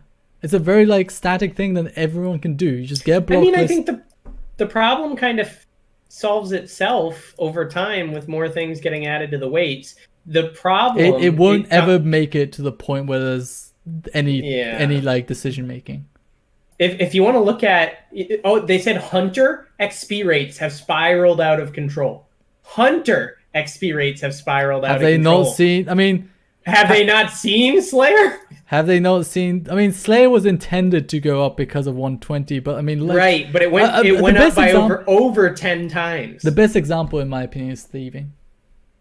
I think thieving is definitely it's not viable. Yeah, and it has spiraled out. Pyramid Plunder was 300k already, right? So Pyramid Plunder was 300k, and then Dwarf Traders went up to like around 1 million, which is still the fastest. It didn't go to 1 million. Oh no, there was no not when it was released. But with Cheeky Monkey and Legendary Five Finger, thieving has so many features. If you think about it, safe cracking's a little overpowered for how AFK it is when you do, but you got to do full runs for the max XP rate anyway. We're getting way off topic. Yeah, way off topic. Slayer was a bigger increase because with what is it, the Scrimshaw Sacrifice Corruption? I don't remember. I think they would make the argument that 120 was released, so it was intended to go up. How would you respond to that? The degree that it went up by is still way too. I think every skill should go to 120. So I think that. I think. Oh, that's one thing I would have added actually is 120 all skills. 120 all skills. Yeah. Anyways, let's quickly move on because I feel like we're going to be here. Yeah, let's keep going. What was your favorite piece of content that you had to grind for whatever reason? Favorite. Okay, I'll go first. Okay, yeah. I actually really enjoyed regular barrows, even though I had to do 4,500 lenses. Okay. I enjoyed barrows as well. Okay. Yeah. Oh, it says least favorite? Oh, it says least favorite. My bad. Least favorite. Oh, frick. That's actually hard because you're talking to people who kind of do I have to have completed it? Do I have to have completed it? Probably not. In that case, it would be Shattered Worlds. You haven't finished Shattered Worlds? Don't have the Abyssal Hound. I'm at World 200. Oh. How do you do 200 though? Did you cheese it? SGB and Canon? No, I didn't do it. SGB wasn't a thing. I just maged it. Very slowly. Nox would have been a thing even if SGB wasn't. So you're saying no, you didn't cheese it? No, I didn't cheese it. I cheesed it. It took like 2 days. It wasn't even bad. So yeah, that would be my least favorite. Not bad. Okay, so I got to think about one that I grinded, that I hated, I would say I didn't like city quests. I didn't like doing my 200 city quests because of the ambiguous amount of time between when you could get them. True.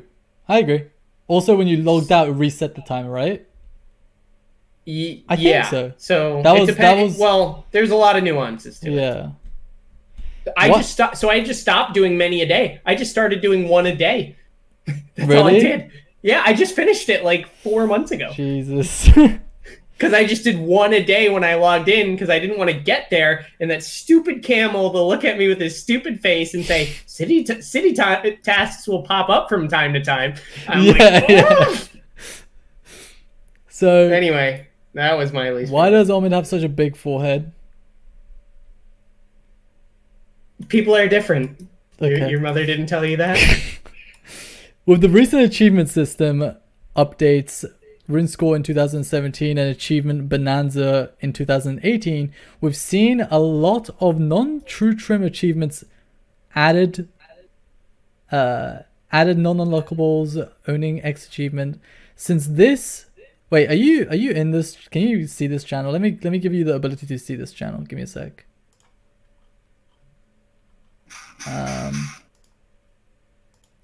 Okay, you can see the text channel now. Can you see it? Are you sick of raiding? I'm not in your stream, your Discord. Yes, you are. Let's see. No, okay. Which is the question? Podcast question. Podcast questions. All right. Yeah. Which one am I? Oh, penguins.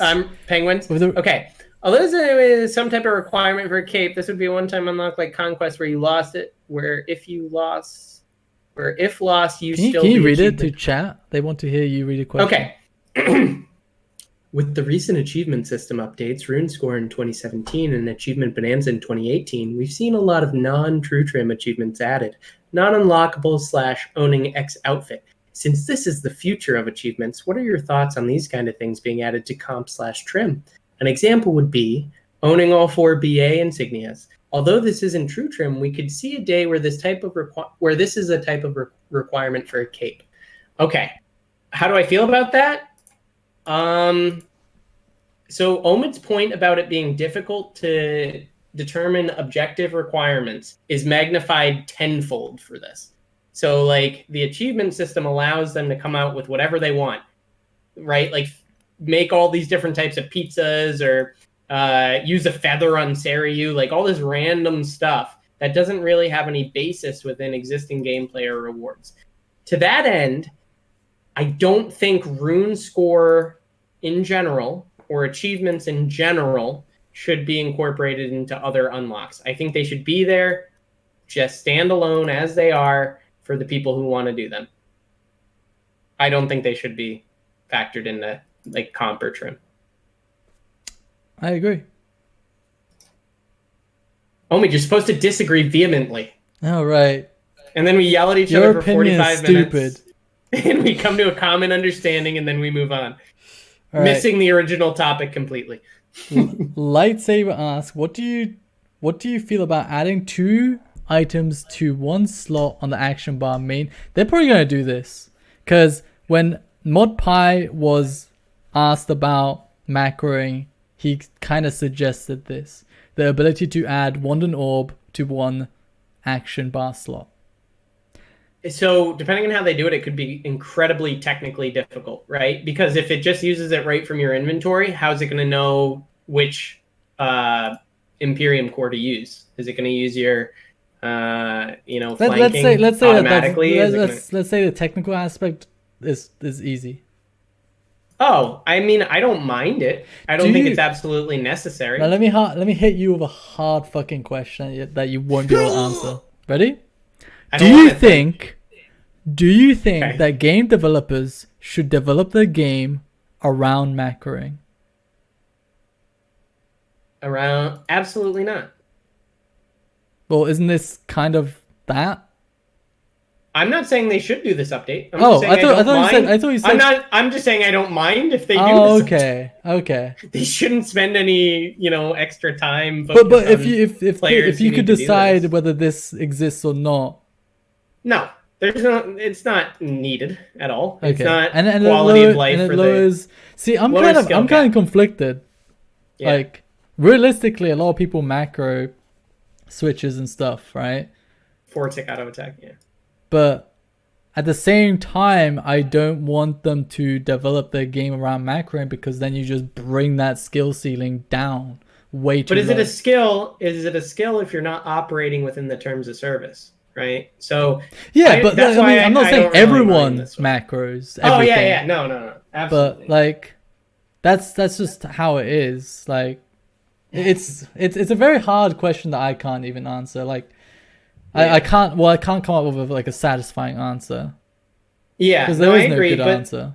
Yeah, but it's like a question. Like, if people aren't going to play the game within the intended rules, but you know that they're going to, how do you balance? That is, I think that's a difficulty that, like, See, most games. I don't face. think you can compare most games to RuneScape, because I feel like in like most MMOs, a lot of the skills revolves around like teamwork and coordination and such, whereas RuneScape it's mostly mechanic when it comes to PvM. Yeah, even if Like you're in a team, a lot of people mechanics. like laugh when I say that RuneScape is a very mechanical game, if not one of the most mechanical MMOs.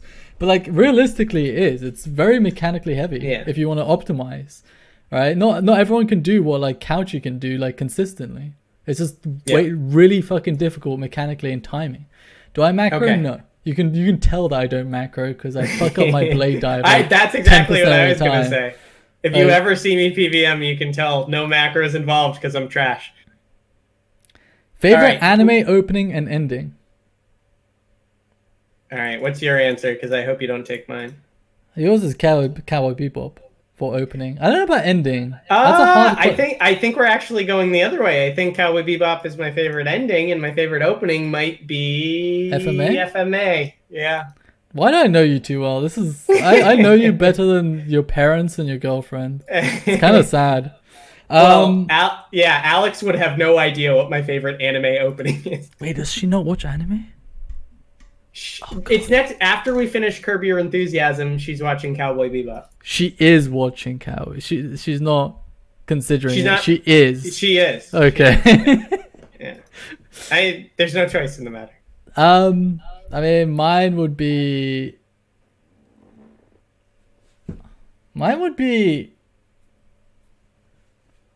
Fuck. Maximum the hormone. Mine would Zetsubo Billy. Mine would be a Gintama opening that no one knows. Feels bad, man. That's okay. It. Have you watched Gintama yet? I have not. Unlucky, dude. You're not even a weeb. Are you? Do you consider yourself a weeb? Do you still eat ramen every day? No, I'm eating healthier because the girlfriend cooks. So, okay. But that being said, I did finally watch Hunter x Hunter after you had not watched Hunter x Hunter 7 years. Wait, I didn't know that. I hadn't. So it was a 10 out of 10, right? It's your favorite anime now? It's not my favorite, but it's top 6. Guys, I need a new guess. Very good. I need a new guess, guys. Anyone? It was very good. Anyone with a taste want to come on? Jesus, top 6. Cowboy Bebop is the greatest anime of all time. Yeah, I know that. Opinion about Stone Spirits. Okay, yeah, let's move on. Wait. You first. Of Stone Spirits or like onto No, no more anime. Okay. No more anime. I mean, yeah, we can talk about anime way too long. Stone Spirits, I think my idea is just make them into one type and use different amount of ratios for depending on what you're mining, and then potentially make a toggle which gives you XP instead of an extra ore. So it removes, like currently, like there being so many types of Stone Spirits, it dilutes the economy. So you remove that, and it also gives another incentive of increased XP. Good luck topping that, bitch.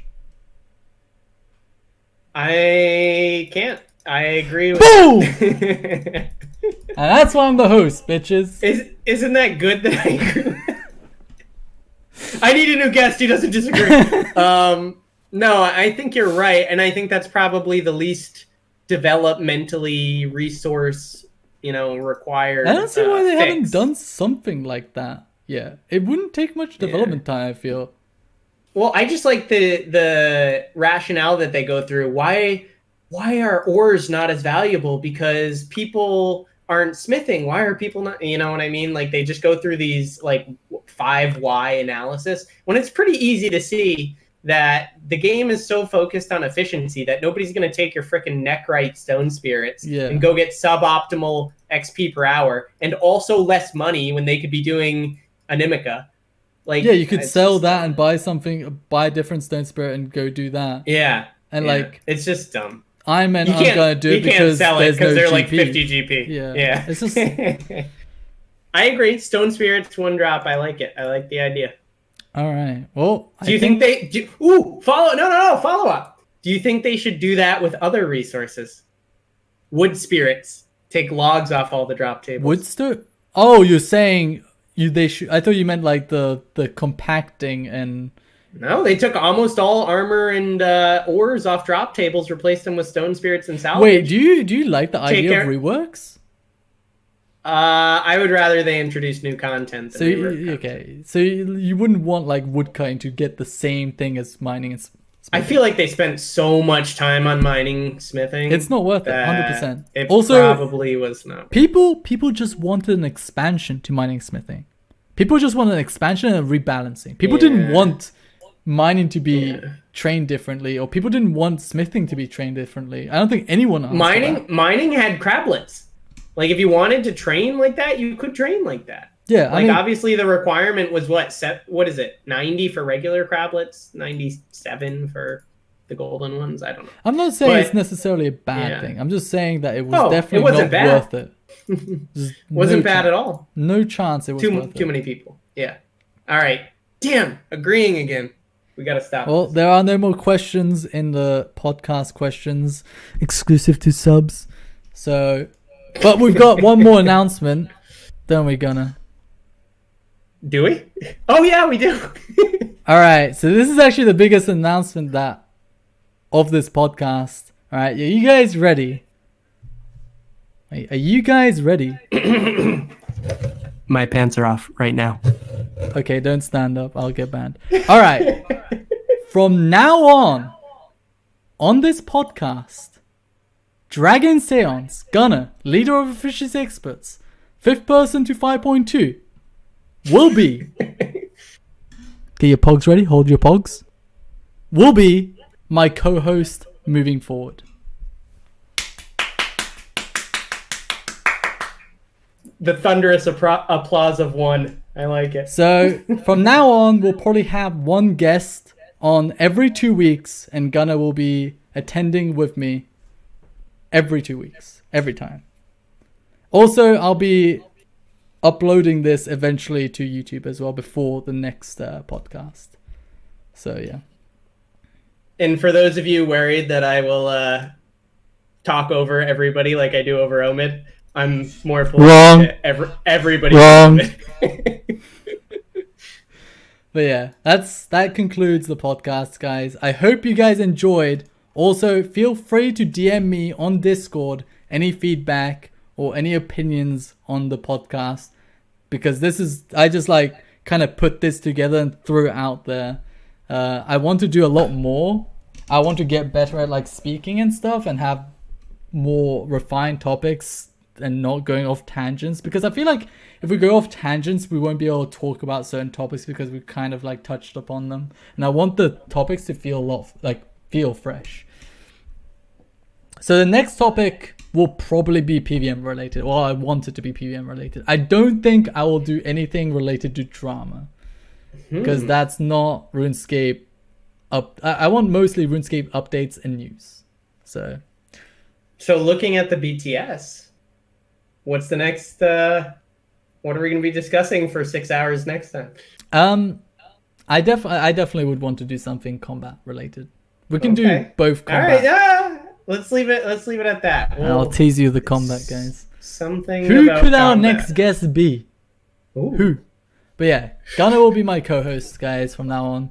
So again, any feedback in terms of the layout, the discussions, anything like that.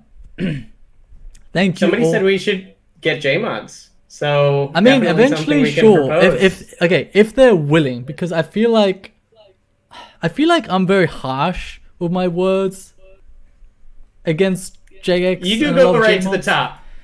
So I feel like I might not. They might not want to, or they might not be happy doing so.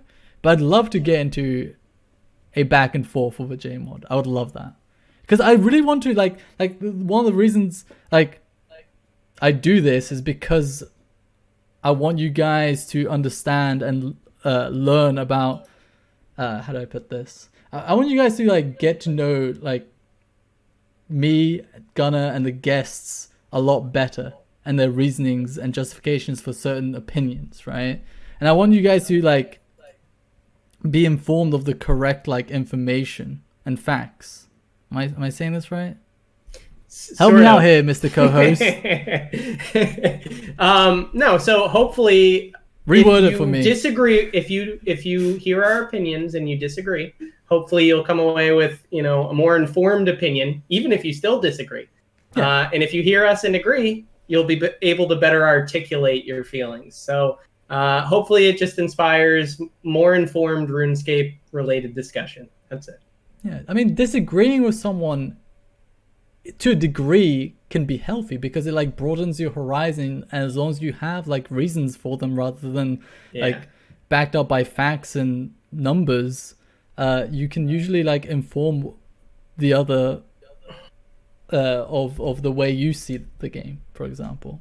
Like I think like that's the reason I always enjoyed discussing and arguing with Gunnar back in the days, because we always learned stuff from each other. We saw different perspectives from each other.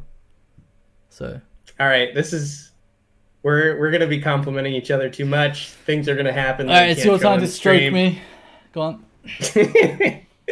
I'm ready. Wait. Let me get my pants off. Okay. What we're gonna do with the milk? Oh wait, no, I don't want to spoil it. Maybe that will happen someday. Oh wait. Are you talking about what I think you're talking about? I think I am. Oh my god, no, we can't. I think that breaks TOS. I think it would be okay on YouTube. On YouTube probably, but I don't think. Alright, let's not tease them any longer, guys. Alright. I'm gonna end the stream, guys. Thank you for watching as usual. And again, feel free to give any criticisms, opinions, or anything through Discord. I appreciate you guys, and thank you for watching. And thank you, Gunnar, for coming on. Thank you. Goodbye, guys.